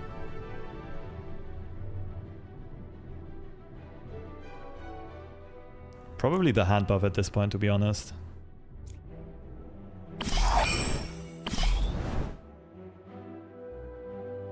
It hurts, but I'm kind of back against the wall, right? I just need some sturdy stats here to survive.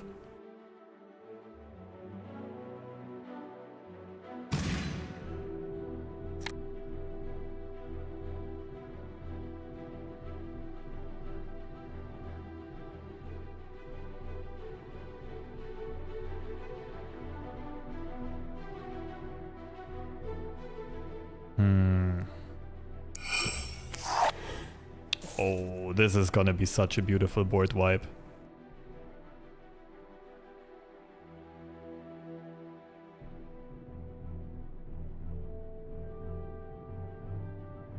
Do I play it now? Looks good.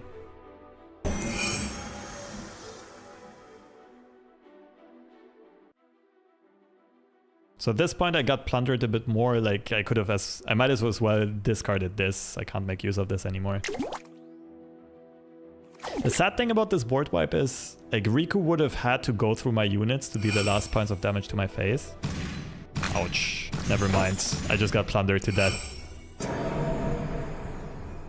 Yeah, I do play 3 lifesteal cards. Unfortunately, I found none of them that would have kept me in the game. GG's.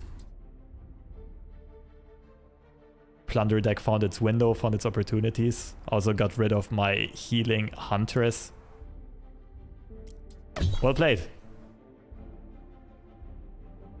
Can play one too. Margarita, unfortunately, I'm gonna have to end the stream here because I have like a little job interview in 20 minutes. I'm sure someone else in chat is gonna be willing to play a game though. You can probably just leave your Epic Games, what's it called, the friend tag, and then someone can add you to the friend list and invite you to a game. But yeah, to those of you watching and that are curious about this game, this is entirely free to play. You can try it yourself. It's still in closed beta. So if you want a key, go check out the links in the description of this video. Right underneath the actual video itself. You can check out all the info on their website, or you can go straight to their Discord server where you're automatically gonna get a key for this game. It's still in closed beta, so of course it is a bit rough around the edges, but it looks very promising and it has some very innovative ideas. Especially the card creation feature, giving like so much creative freedom to players and so many deck building opportunities and replayability. Good luck on the interview. Oh, thank you all of you. Yeah, we'll see how it goes. And also, stream schedule-wise, this is gonna be the last stream for at least a couple of weeks, because on this weekend I will be moving out of Poland and back to Germany. But it's gonna take a while until I'll have all of my streams set up together again. So I appreciate all of you swinging by. I will post one more YouTube video on Ariokan, for those of you who are curious. And I will also play in one more Marvel Snap tournament. It's gonna be recorded tomorrow. And the videos are going to come out on the 983 YouTube channel later this week. You'll find it on Twitter, you'll find it on YouTube. It's going to be a fairly big tournament. So I'm sure quite a few people are going to post about it. Yeah, that's it from me today. Thank you all so much for swinging by. It was a pleasure as always. Marvel Snap went super well. We went from 83 to 93 rank in like 1.5 hours with Phoenix Force. And yeah, some quality games of Ariokan. 1-1 against Riku. I think we're onto something with this deck, but it still needs some refinement.